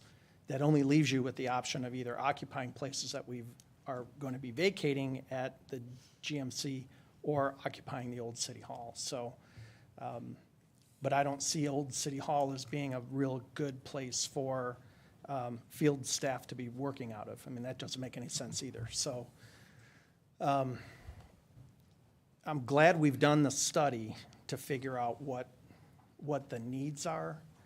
But as far as this becoming a true master plan, I think we have to look at this in its totality like we did the fire training facility. Yeah, we had this beautiful dream, but it was $80 million. Well, that's awesome, but an $80 million dream with no money is just that. So I don't want to sound pessimistic on this particular scenario because all of these things are really important and we cannot ignore the needs of the city and the employees and the conditions that they're working in. We have those folks working out of the old Public Works place. Those are the people who are working outside and they're going to a building that doesn't maintain its air conditioning. So, I mean, we're gonna cook our employees alive. So we've got to get them out of there quicker. And I hope that is priority number one as we move through here. But from the Litchfield corridor perspective, you know, I'm hoping that this has a little bit longer timeline than, you know, we're seeing all this and we're going, okay, here it is. So I don't know. Go ahead. I was going to say, Mayor. Sorry, to your point, Councilmember Stipp, there might be value in having them continue the presentation instead of stopping after each section because I think some of the questions you just raised are answered in other sections. So if council was amenable to that, I'd propose that we let them power through the presentation and we can come back and revisit each piece of Okay, it. that's fine. Go ahead. Thank you. All right, so the next group of buildings is the Goodyear Municipal Complex, so we call it the GMC, so you'll hear that acronym thrown out a few times here. So this is a group of 7 buildings, conveniently numbered A through G. Most of these buildings are currently in use by city staff. The one exception is Franklin Pierce University is leasing Building A. The other buildings on the campus are about 20 years old, so they're in a good condition. No great demands on their needs right there. There are a couple of buildings, buildings D and E, that are undergoing current renovation projects that will bring the needs of those departments up to short and medium, possibly even long-term uses. So that's engineering, development services, IT, and a clerk's long-term storage in Building D, and then fire admin in Building E. Telecommunications Building F didn't really have any future needs identified, so it's in okay shape, as is. And then Police Administration Building G obviously has an ongoing major addition going on right now, so its needs are met. So we really focused in on buildings B and C, starting first off with the courts, which is Building B, over on the west side of the campus. So this was a building built about 20 years ago that is a shell office building was the concept that was built for, and then the courts got moved in to that facility. So by and large, the courts functions well, but looking at modern standards for courtrooms, there are some inefficiencies that are notable. There's some functional layout issues for the staff. One example is the jury room is not connected to the courtroom, and so that creates a requirement for transferring jurors from room A to room B. More importantly, actually, is the layout of the public spaces. So the security and lobby flow creates not only security issues, but also wayfinding for the public to really get to the right places that they need to be going. So there is actually right now a minor remodel that is planned and or in the works, so that will serve some of the short-term needs. But our recommendation here is to actually start planning and programming for a new court facility that is a built-to-suit, fitting all of the current and then projecting into the future needs for that space. The other building, Building C, is over on the northeast corner of the campus and is the old library.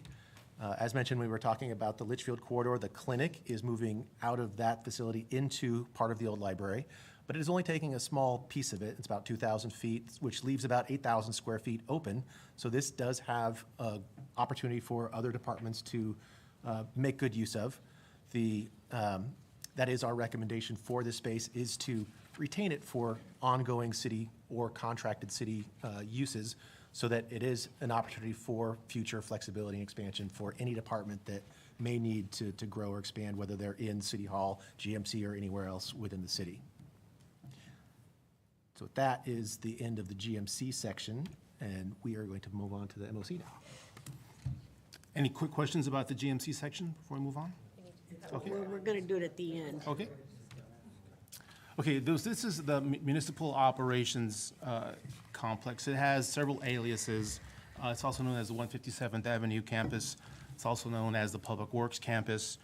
Most folks refer to it as the Municipal Operations Complex. It's located on Estrella Parkway, just south of MC 85, and this is the site where the Public Works teams are found. That is water, wastewater utilities, fleet services, solid waste, Public Works admin teams, facilities techs are based in and out of here too. One note is looking at the bottom right portion of this graphic, there is some parks and recreation here where we have the dog park and the BMX bike track. Now, within our facility master plan research, we have uncovered a trend across all of the departments with field operations teams. They are all reporting the need for the same things. And if we are looking at this from an efficiency standpoint, looking at consolidation, we believe the city can fulfill those needs if we consolidate all of those field teams here at the MOC. And I can expand on that here. So before we get to the bullets, let me walk you through this graphic. This is the same complex, just with some color coding. You'll see there at the bottom center of that graphic, the blue and the purple and the light blue. Those are all the existing functions as they are today, the water campus, the public works admin building, the fleet services, the solid waste annex. The BMX raceway and the dog park are located there in the turquoise on the bottom right. And then you'll see a couple of other plots of land. You see there is two gold sections, west and east of the complex, where it says future expansion. Those plots of land are city-owned and unimproved. There is a third plot of city-owned and unimproved land as well, but it's a standalone right there at the top of the graphic. It's in pink. It says leverage for economic development. ECDev staff tells us that there is an opportunity for economic development to be associated with that plot of land. So for the purposes of this MLC expansion concept, we have taken that pink plot of land off the table for discussion, and we're looking only at those gold sections. One last note on the graphic, you see in the gray area between the main campus and then that leverage for economic development plot, that is where the Highway 30 is planned to cross horizontally between those two. And the idea here is, the reason for highlighting these expanded plots is, even if we don't look at that northernmost section, there are still almost 60 acres of unimproved city-owned land there adjacent to the MOC complex today. And the findings of all of these field teams are saying we need several things. So if we were to provide these things, and I'll get into what they are here in just a minute, to each of these departments, each of these teams on their own, the cost would be astronomical, of course. But if we were to co-locate all of these field teams together here and think of it as a one-stop shop concept for all of our field teams, this is where we would assemble the public works field teams, engineering field teams, dev services, parks and rec. All of them would come here. This is where this would be their base of operations. This would be their base of support. This is where they would find their co-located resources that they need to do their jobs. And their top three items that they're all saying that they need to do their jobs now are right here in order. Secure and centralized warehousing. All of the field teams across the city have a growing need for space to store their equipment, to manage and control their inventory. And they're doing yeoman's work on doing the best they can with the space they have, particularly Fire Resource Center. They have managed to do so much in a very limited amount of space, but they're quickly spilling over and they need more room. So the idea here, and I know this was addressed in the 2016 facility master plan, but we kind of dusted it off and took it up to a new level, would be to provide some consolidated warehousing somewhere on this complex and then decompartmentalize all of it specific to the needs of each of our field teams. So number 2 on this list is equipment protection. This is not only secured access where all of our city vehicles and our city laydown area would have a standardized service of security for security lighting, security cameras, security fencing, security access. Because right now, wherever it happens to be around the city, again, different levels of security. We could bring it here, we can organize it, we can use that space more efficiently. But also, this point number 2 talks about equipment protection. So we would take our largest city vehicles, which each and of them in themselves are a significant investment, and put them under some covered parking. Get them out of that July sun to expand their life cycle, to kind of slow down the need to replace their tires and other parts. And so looking long-term frugally, we see that providing these types of capacities at this complex would help our field teams do better. The third point here, training and briefing space, right? Everybody can always use training and briefing space. We acknowledge that. But this part that makes this unique is that these field teams are large, 30, 40, sometimes 50 people together. It can be challenging at times for a team that large to find space to come together for training or for all hands or what have you. The concept here was to provide that type of large training space here at the MOC specifically for those field teams. Of course, that space would be open to anyone in the city who would need it, but it would be reserved mostly for our field teams who today struggle to find those spaces. There's a lot here, I know. The list actually goes on for 4 or 5 more bullets, but these are the 3 main ones. And I know it's kind of a lot to take in. Our plan, our vision is to look, if we had it our way, to start doing the design and build out in the next 3 or 4 years, and we can do it in phases. It doesn't have to be all at once. 1, 2, 3, or 4 phases. We're still working through that right now. But let me pause there and see if you have, actually, that actually completes the 3 sections. This is the wrap-up there. We talked about the Litchfield corridor, the courts building at the GMC, and the MOC. I must say, though, the stand-up of the Civic Center, of the GSQ, in addition to the permanent tenant improvements undergoing at the GMC right now, those decisions really have helped to make this facility master plan focus very clean, where we just need to look at these 3 parts of the city, because those other 2 long-term solutions have really been long-term solutions for almost every department across the city. So really what we're just looking at is where do we want to go with the Litchfield corridor? What do we want to do with our courts of the future? And can we expand efficiencies of leverage and scope by using the MOC as a one-stop shop? This is the last slide. This is just a concept. This is what it could look like should we decide to move forward with this at some point. Step 1, of course, would be to finalize this plan, and it won't be April of this year. It'll be sometime later on in the summer. Step 2 would be to get going on the development of the MOC so we can vacate Calle de Pueblo, so we can allow Fire Resources Center to come over to the MOC and they can get the space that they need. We would also look at initiating the courts programming to find a candidate for a good location a few years from now. And then lastly, the idea is to sell Calle de Pueblo and then to raise the Fire Resource Center and the impound facility to have a larger city-owned space for potential future need.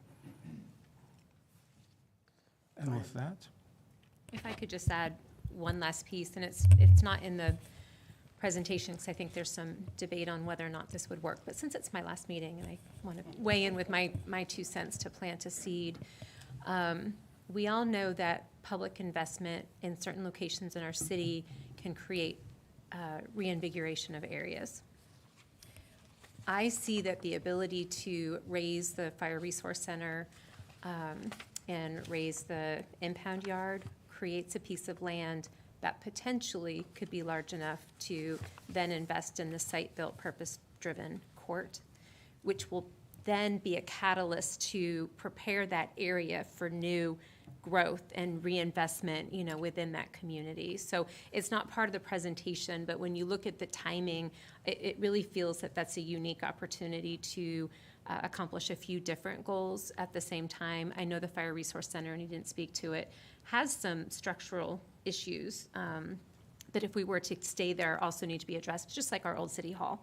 There's some things that will have to be done in order to keep those facilities usable. But I just wanted to add a little bit of context that wasn't covered in the presentation. Thank you. Before you start, a couple of questions, just to piggyback on what, Councilmember Stipp had mentioned. Do you have any pricing for all this? And I also agree with him. We got to get our people that are out there working in the heat, that have no protection. I mean, to me, we got to take care of that. Those conditions, we got to mitigate that. But if you come up with a pricing on any of this, and also the second question is this part of the bonds, that's going to be going out to pay for any of this? Mayor, thank you for that question. The answer is yes and yes. 10 days from now, I am scheduled to sit with the Citizen Bond Committee, per your feedback, to sit down with them and discuss various components about this facility master plan. Some of this is short-term, and some of this is long-term, and we can bring up some of these short-term ideas with the bond committee to see what they see, what they think about it, and then as we know more, we can address other bond committees down the line with the more outlaid parts of this plan. As far as a dollar figure, this early in the research, we do have some numbers, but I like to use the technical term, they're squishy. I would say that these are not a forecast, they're more of a concept. Is that a financial term? Yes, sir. And, I understand if we throw a number out there and then it ends up being more than that number, then no one's happy, including me, and we don't want to go down that road. So if we don't hang our hat on these numbers, our initial research shows that an MOC, expanding the MOC would be between 30 and 50 million. And we're looking at, if we were to do a new court building, it would be between 18 and 25 million in today's dollars. just for the court? Yes, ma'am. Okay, open it up. Comments? Go ahead, Sherry. What is the time frame? Because we don't have specifically the money, so what would be the time frame on this plan? What are we looking for, 10 years, 15 years? What's the time frame? Thank you for that question. The facility master plan is intended for 15 years. Okay.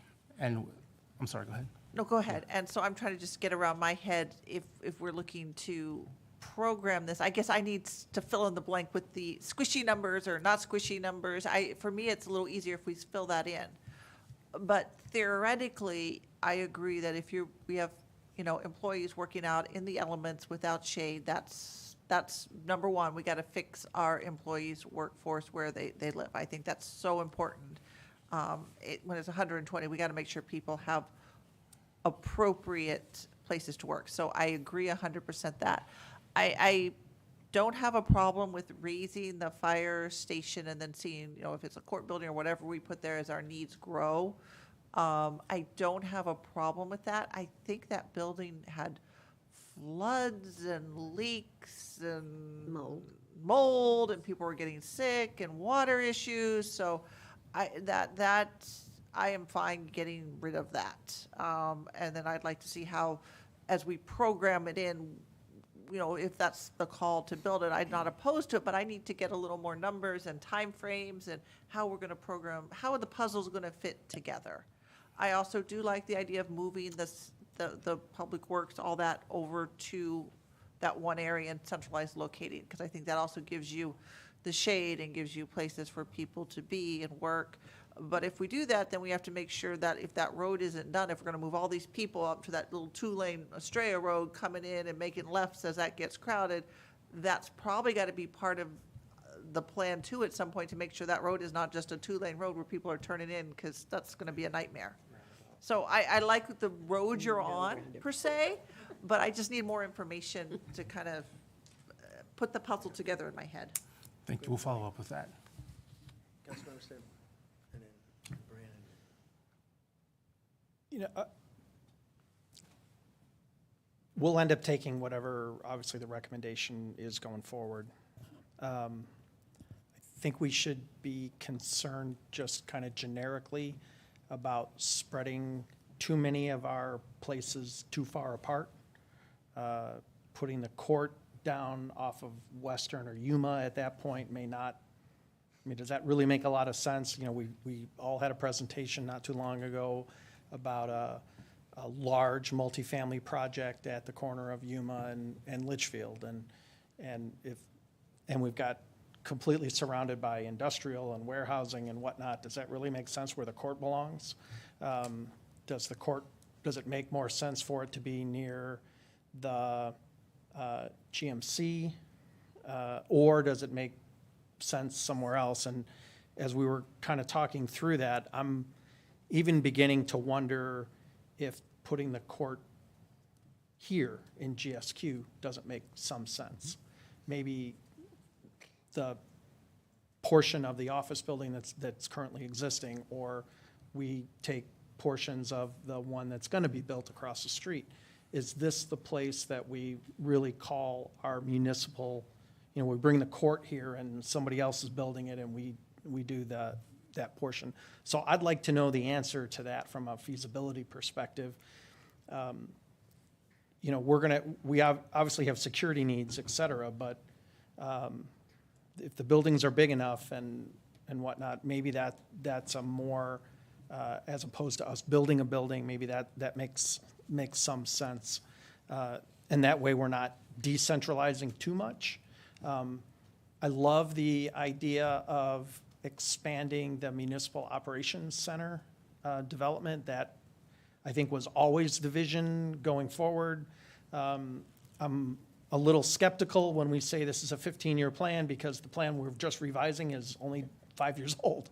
So is it really a 15-year plan, or is this something else? But obviously funding it and whatnot is gonna take some time. But I think the complete build out of the Municipal Operations Center, especially given its location, really kind of centrally located within the city, makes a whole lot of sense, from that perspective.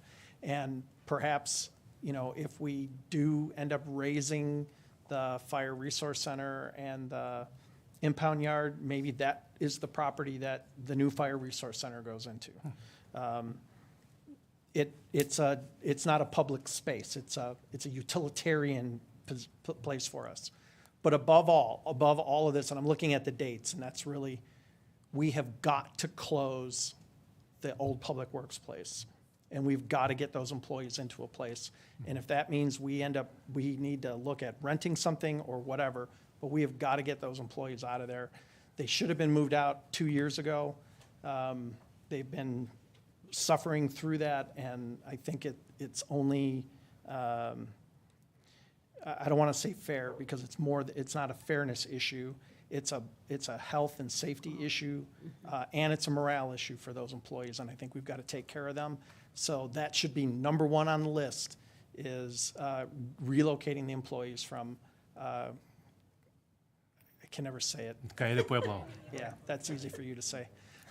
So I'm going to keep calling it the old Public Works place. We got to get them out of there, and that. But I'd like to get some other information on moving the court perhaps to somewhere here at GSQ. I don't know that the city hall that we just vacated, I don't know that makes sense, even though it's an existing facility. It's got backup power and all the rest of that, but I think it's a terrible location for court. Plus, the economic development opportunity there, I think, is far greater than perhaps, you know, again, occupying some spaces in some new buildings. If I could, Mayor, just real quick, we did look at the old City Hall as a potential court location. The secure parking that is a requirement is the challenge at that building. So we did look at that and unfortunately had to eliminate it. Go ahead, Brandon. I appreciate the presentation, appreciate all the hard work put into putting everybody where they optimally need to be location-wise. So, yeah, I'm on board with the MOC, having everybody in one area. I think there's some economies of scale there, and I think it'll be better for everybody also. The Calle del Pueblo, can you remind me, is that a, you said that we lease, or how does that work again? We own the parking lot, we lease it to someone else, or someone else owns part of the parking lot and we lease it from them? Yes. Okay, Someone else, so the Calle de Pueblo parking immediately right up against that building is city-owned, but it's not large enough to store and maintain all of the vehicles that are needed from those teams working out of that building. Okay. So the city leases a larger portion of the adjacent asphalt from a private owner. okay. And which departments or which business units are there? Chiefly Parks and Rec, with some TMC there as well. Okay, so it's used mostly for storage of the vehicles? The- It's not, the- they're not doing maintenance, are they doing maintenance on the vehicles there? I see what you're doing. Okay, I'm sorry about that. Yes, the work being done out of Calle de Pueblo, that is an office space where Parks and Recs teams start their day, then go out and do their job and come back to the end of the day. Right. The storage space on the asphalt adjacent to just south of that building is used as a rollout storage area for the various vehicles that are out there. Yeah. So when they need them, they walk into that asphalt, they get in that vehicle and drive away to their Okay. job. Okay, so there's no one, I think to the point, I think people are mentioning that we gotta get people out of the heat. There's no one working in an unshaded area in those areas. It's really Not just in those because- areas. It's just because the vehicles are exposed to That's right. exposed to the sun in general, which is degrading them with exposure Yes, to sir. the sun. Okay, I just want to clarify that. I've been in that building. It is older, definitely, so it's small, so, It is. as well. So, I'm okay with that being taken and sold in that area. And then, the clinic, that sounds fine, moving that over, that makes sense. I'm okay with the court potentially being down off of Yuma in the future. I think that's better for economic development. I don't think I'd rather not rent from our other users here and waste an opportunity for some economic development or some higher end office tenants in this area. Like this area is designed as opposed to just not having a municipal park area here, especially when it can be used to, like the city manager mentioned, as an economic maybe catalyst for down in that area, if that's what we decide to put it, because we really have so much city-owned land, and we can only control our destiny in certain areas. So unless we're gonna go land bank and try to find an optimal location, I don't know about renting the first floor over here from Globe or whoever that provider would be here. That wasn't a suggestion. Okay. Okay. So yeah, so I'd be opposed to that, but, so I like the idea of using a catalyst for economic development. But, and then, yeah, I think that was about it. Let me verify I missed something. Oh, the impound lot, and this might be a very technical question, but you said that we're getting a lot more spaces there. I guess I'm not familiar with our impound process. Are we getting more cars in there? Is it a symptom of a process that's taking longer than it used to? Or is it just we're impounding a lot more cars? I was just curious what that would look like, what that is. If it's, I'm sure the process is all streamlined and that's just how it is. We need more growth there. But I was just curious how much more space that we would need in that area that we could foresee, and where would we move the impound lot if we were to raise the entire area in the future? Sure. But yeah. I can answer some of that for you now, Councilman, Yeah. if you like. So the impound lot, if there's any vehicle that is associated with some kind of previous crime or ongoing investigation, there's jurisdictional requirements to keep possession of these vehicles. And as I understand it, there's a vehicle in there that was as far back as 2008. And so we have to, as a city, required to keep these vehicles until each of these cases is reconciled, or until, this is something that's out of my knowledge, but of the 70 slots that we have, they have slowly been accumulating, so now we're up to 63. And so it's, the next question is, well, how do you forecast how quickly they're gonna use those last few? And that we're still digging into it. That's something that we're working with PD to try and understand. Yeah, I understand. I'm sure it's a need. You wouldn't have brought it up if it wasn't a need. So I was just curious how close we were, how soon do they think it'll be max capacity till when you actually need to execute it? Or is that bridging strategy with just knocking down the wall and expanding it out, is that gonna be timely enough? It'll be enough spaces, and how fast that actually, I don't know how fast that the cars are sending there impounded, so. Okay, yeah, I'm okay with the plan.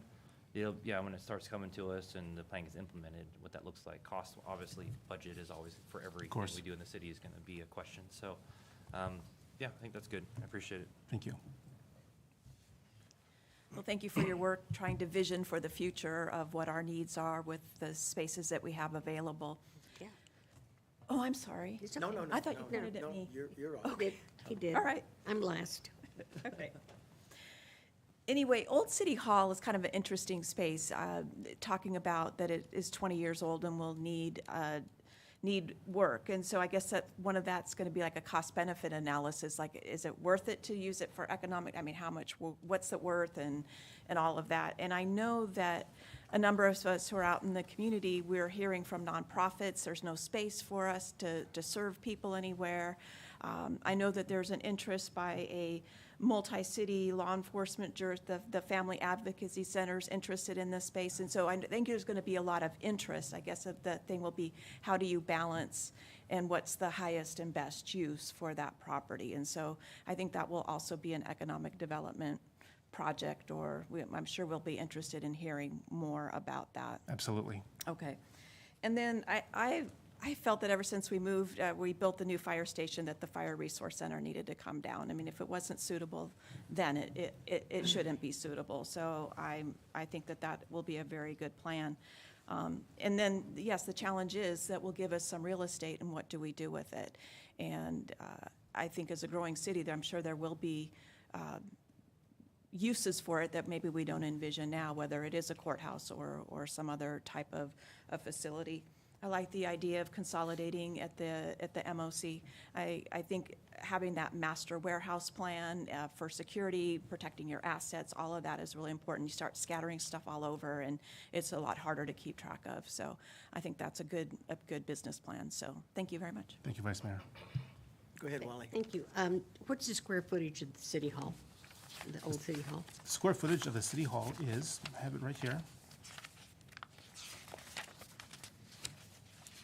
4,000.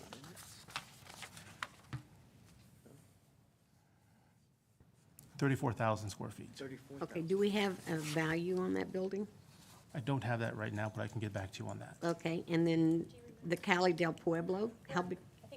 Yeah, I was trying to find an email. We've looked at it several times over the last few years. I think the last valuation we came to was between 3.5 and 4 million if we sold it. Okay. For Cali del Pueblo, what's the square footage of that building? Just over 4,000 square feet. Okay, and do we have a price on that one? I'll find that for you as well. Okay. I'm only interested in selling this stuff if we're gonna get bottom line dollars out of it. I'm not gonna give it away, and I'm not gonna bulldoze anything else for another parking lot for across the street, just like we did. I'm just not gonna do it. But if we can make money on the old city hall, I'm all for using economic development. I'm really not in favor of giving it to a nonprofit, because they're not gonna pay us anything. If I'm sorry to say, I'm looking at the bottom line, but we need to make money off of that building, whatever we do, whether it's leasing it to a university, having it a medical center, or whatever. We need to have the money coming in, which will take care of, I don't know if we have to do the renovations or if they have to. I don't know how you do all that, but I want to see the money, please. Yeah, show me the money. And so also for the impound lot, isn't there another police building down Litchfield Road across MC 85 where we have stuff stored? It's the evidence, that's it. Okay, Yes. why aren't we getting that together somewhere for them? So we're not renting, aren't we renting it? We don't own that building, right? I believe we're leasing it, but I have to double check that for you as I well. mean, I'd like to get everybody together with where they belong, because we're scattered all over this city. It's just awful. As far as the Fire Resource Center, I don't mind you knocking it down, but they need one. So if you're gonna build them one and have it built, then you can knock it down and move it, but not until then, I don't think. And I'm not really thrilled about a court going there, because you've got a church on the side, you got a mortuary on this side. You got, what is it, Circle K or something or other on this side, and then you've got a mobile home. So it's not a really pretty area. Even if we put a $30 million building in there, it's like putting lipstick on a pig. It's not gonna revitalize that area, because until the Bayless Center, something is done to that, there's nothing gonna happen over there at all. So I like the idea that you are gonna put everybody together. Wasn't sure what a field team is or does, or how many we have, or I know you just said about Park and Rec that there could be 40 to 50 people. Who else has field teams? So there's quite a few. There's some departments, Public Works, of course, Water Utilities, of course, Parks and Rec, Engineering, Development Services, and we're including fire as well, like for the Fire Resource Center as well. We're about 160 to 170 head count of field teams out right now. Okay, well, if fire is outgrowing the building in 181 now, And they are. you're gonna have to give them twice the size at the municipal operation complex if you're even thinking about moving them that far out. Because they're gonna outgrow it. And there's no sense, I don't want us to move them and then run out of space. It makes no sense. Also, for the old library, you said that 2,000 square feet is going to be used by the The clinic. Wellness Center, yes. Are we paying to remodel the old library for their use? We're paying to remodel so the new Wellness Center is going actually right behind the old library in the old Parks and Rec admin area, leaving the old library just completely available still. And so that could be an economic development, Yes, ma'am. something. Okay. All right, so then that would be about 8,000. Shouldn't it be more than 8,000 square feet then? Because when, I thought that library was around 9,000 and something, and that's that whole library area, and we never included where Parks and Rec had their offices. That wasn't part of the deal. It's actually 10,000, and 10,000. 2,000 of that is being used for the Wellness Center. Okay. All right. Okay, well, I think it's interesting. I'm glad to see that you're doing some kind of a plan, because it would sure be nice to get everything together so that we know where everything is. Because as you can see, we've piecemealed this city together for the last 75 years. And we need to do it right this time and get people where we need to put them. I'm not sure where to put them, but that's your job. Ma'am, thank you. Thank you. Thank you. Bill? You know, we are talking a lot about these economic development opportunities and all this property that we own. At some point, I would like to get an opinion from the attorney as we move through this. What can we really do with this property that we own, and how much of it can we quote-unquote give away versus have available to purchase, I guess. So in the course of this conversation, I'd like to have that come into this, because we can dream all day long about economic development opportunities, but if we can't do it, if we legally can't do it because of gift clause and all the rest of that, that should be part of this discussion as well. I don't think it's necessary tonight, but I think in the grand scheme of finalizing this, there needs to be a legal opinion in there as well. Thank you. We'll ahead. incorporate that as well. Okay. Can I ask one question about the gift clause? Are we violating the gift clause because we're gonna remodel for the wellness clinic? No, we're just No. remodeling one of our facilities. One of our No. facilities. All right, but as long as we're doing it for the city, we're Right. There's a legal. public benefit to You're it. thinking if we remodel for somebody else, although we haven't offered to do that. That's where it gets tricky. Okay, got it. And he'll do it, he'll give us some advice on that. No, We aren't, no. no, he'll write us an opinion on what we can do and can't do. Okay. Everybody good? Is that it? That's all. Thank you for your time. Well, it's not all, we got one more. One last community survey, customer questions. Okay. Jenna with a J.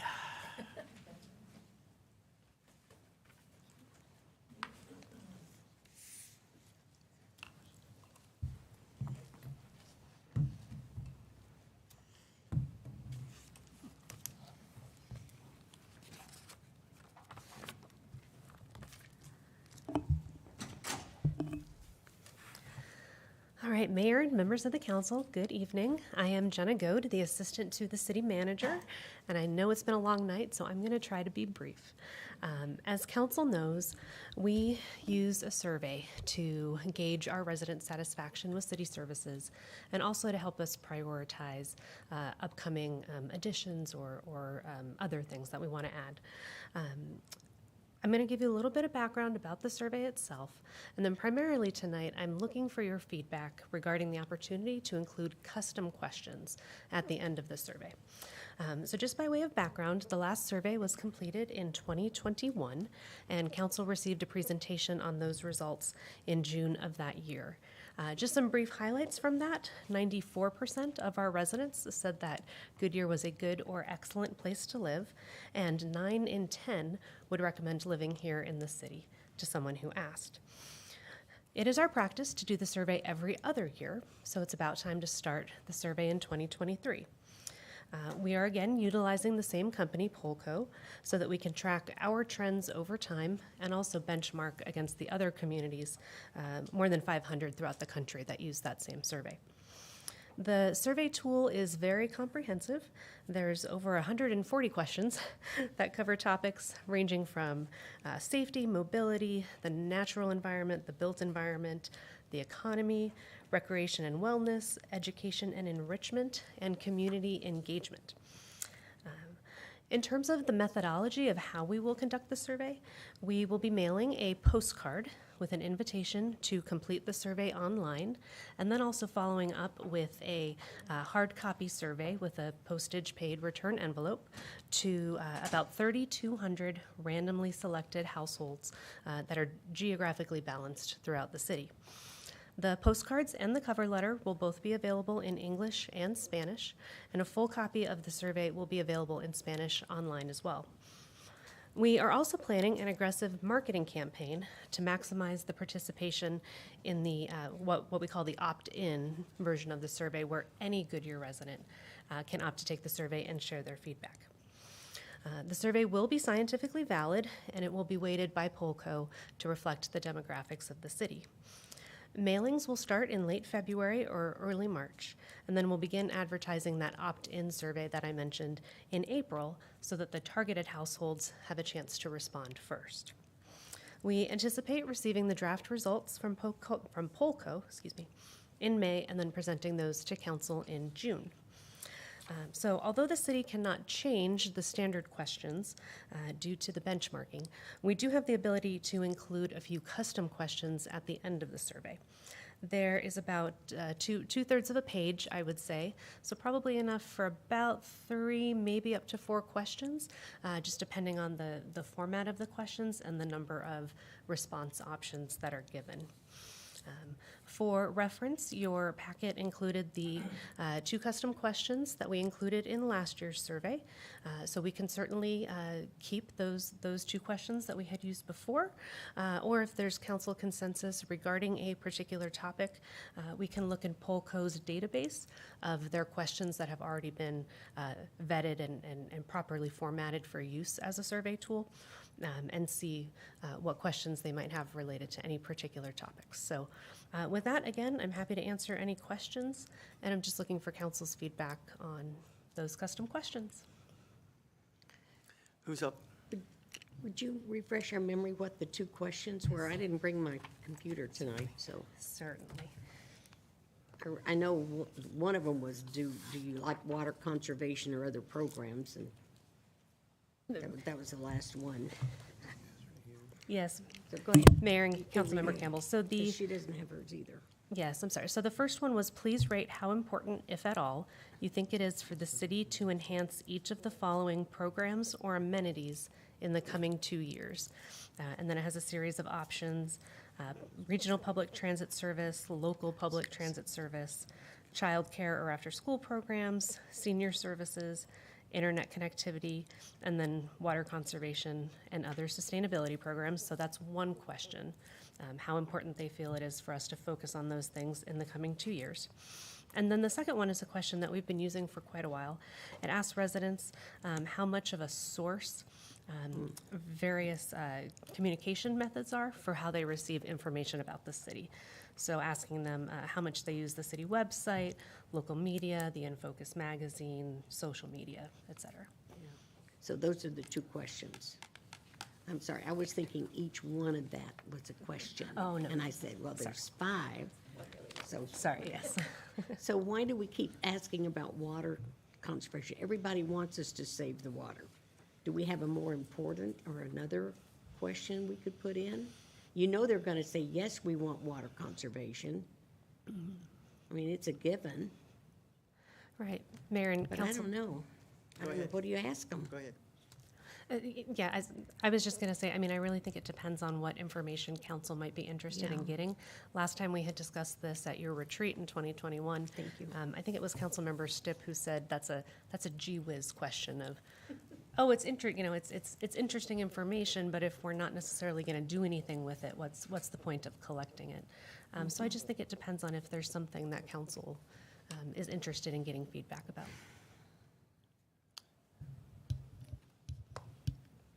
You know, the extra questions are gee whiz. So we don't have to add extra questions either. So I think that's something for us to consider. I don't think we're short on information from the community. I think we're pretty, especially this year, because a number of you just went through an election cycle, so you were out in the community pretty in-depth.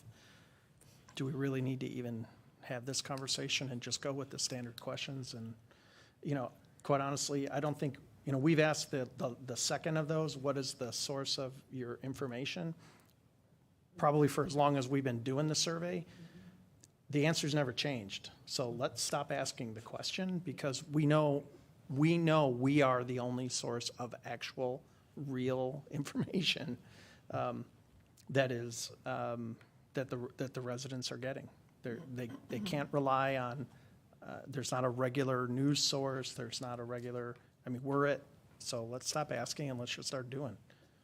That's just my 10 cents. Any other comments? Go ahead, Brian.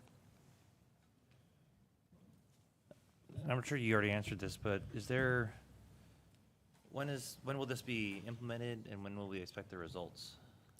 Sure. So Mayor and Councilmember Hampton, the surveys would begin going out at the end of February, beginning of March, and then we would do the open participation portion of it in April. So we anticipate we would have the draft results in May, and then council would receive a presentation in June. Okay, and I'm sure, have you already vetted through staff, if they had any particular questions they needed, or? I understand, like, maybe communication department would be very interested in how do you get your information from the city? What's the best source of information so they can really maybe target and see what works, what doesn't work? I don't know if water has a certain particular question that they want to see how some of their outgoing activities are being affected. Are people actually taking in the information that they're giving out, and what's the best way to market to our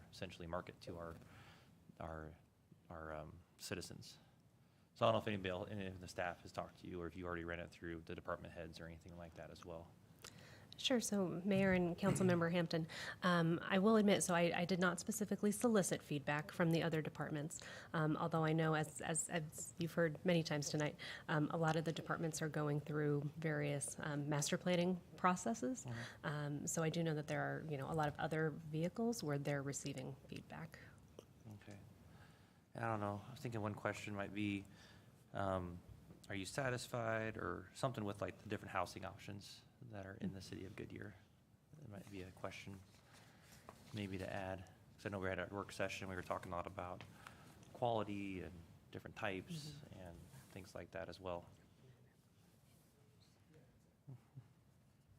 Yeah, So- if you give me a minute, I can try to scroll through the 140 questions. I don't recall off the top of my head if there's one about housing options specifically. Or something, something to that effect. Certainly. The built part of our environment, yeah. Do you like the way we're going? Do you think there's enough of this or that? But if they don't like it, then Like to know, like to know. Satisfaction's gonna be zero. It's gonna go way, way down. I don't want to throw softballs either, but yeah, I like to just know what the sentiment is. Isn't one of the standard questions talks about the city now? Don't they like do they like the direction? Isn't Yes. that one of the, Yes. that kind of answers the question? If it's drilled down to that particular one. So there's a question about overall design or layout of residential and commercial areas. There's a question about well-planned residential growth, well-designed neighborhoods. That's the house. Oh, sorry, and variety of housing options. Okay, good. Yes, sir. Is there? Good. Thought I remembered something there. Good. I should be writing these surveys. All right, thank you. Go ahead. Go ahead, yeah, and then, sure. I think 140 question survey is pretty lengthy already, and the fact is that we send it out to 3,200, and I don't know what the percentage is that we return, but I think if we continue to add more and more on, I think I'm fine with eliminating the first question, and then I guess you could check with Tammy to see how valuable that second question is. Does that help them make decisions and planning on how they communicate with the employees or with the public, and however it's working, the word's getting out because people are showing up to a lot of things. And so I think we're doing a great job communicating. Thank you for looking up the questions in the survey. I think that meets the needs. I think it's hard when you ask questions, you don't give people anywhere to go with them. And so using that standardized language, I think, is probably the best practice. Go ahead, Sherry. I agree with the vice mayor on what she stated. I think 140 some questions is a lot to go through for someone if we want them to answer it and we don't want to scare them away.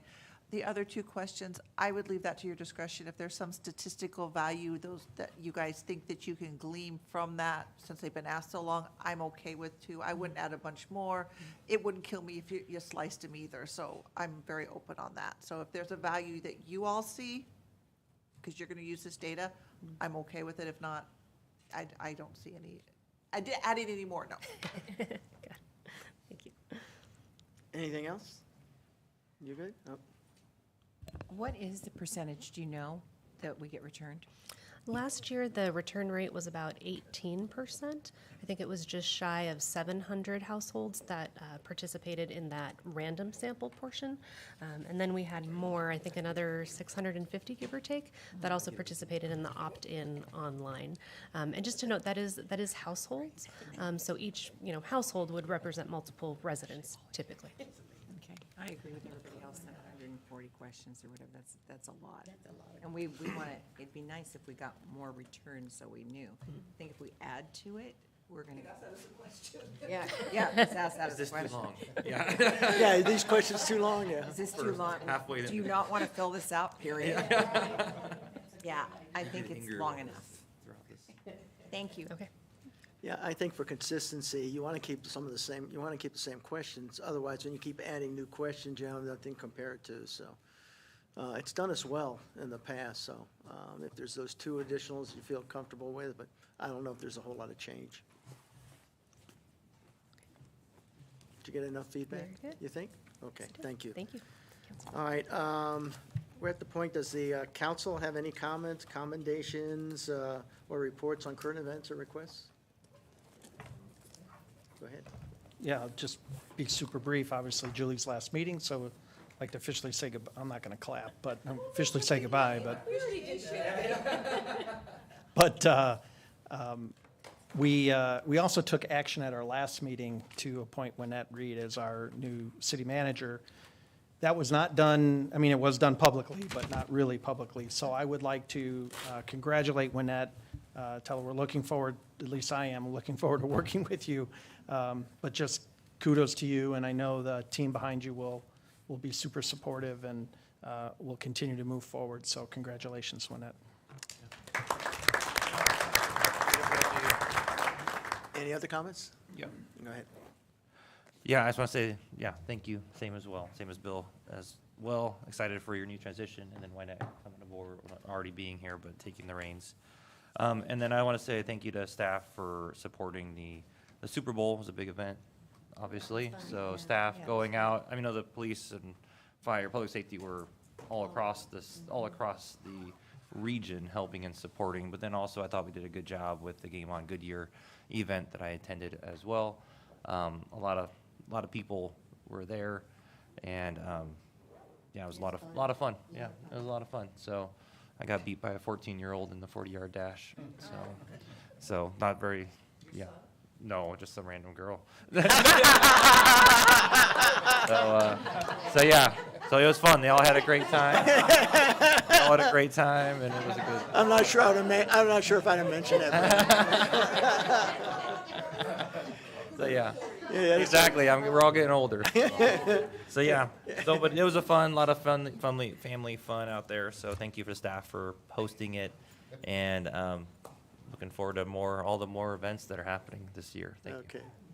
Anybody else? I think this one out here, the one that we had here the other day, Yeah. I think it really ended up being a great event, because all the food trucks and stuff were making comments on how they ran out of food, because they didn't plan for, it ended up being more. Food again? Yes, I have yeah. some. Well, that's the second time we've had a food truck and they've run out. Because they had way more people than they counted Well, on.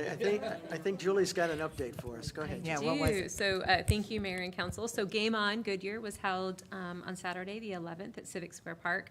Estimated 4,500 in attendance for a variety of football-themed activities and photo opportunities. The food truck vendors were incredibly happy with 2 of the 7 selling out, and most having over 600 orders at That's their awesome. food trucks. Awesome. So attendee feedback was fabulous, and I think a great Yes. time was had by all. Thank you. Well, with that, good luck in your new venture. Thank you, it's been my honor. And we've got something coming. We've got something coming. The last meeting. We've got something coming. Next meeting, we have a regular meeting on February 27th at 5 p.m. No further business. This meeting is over.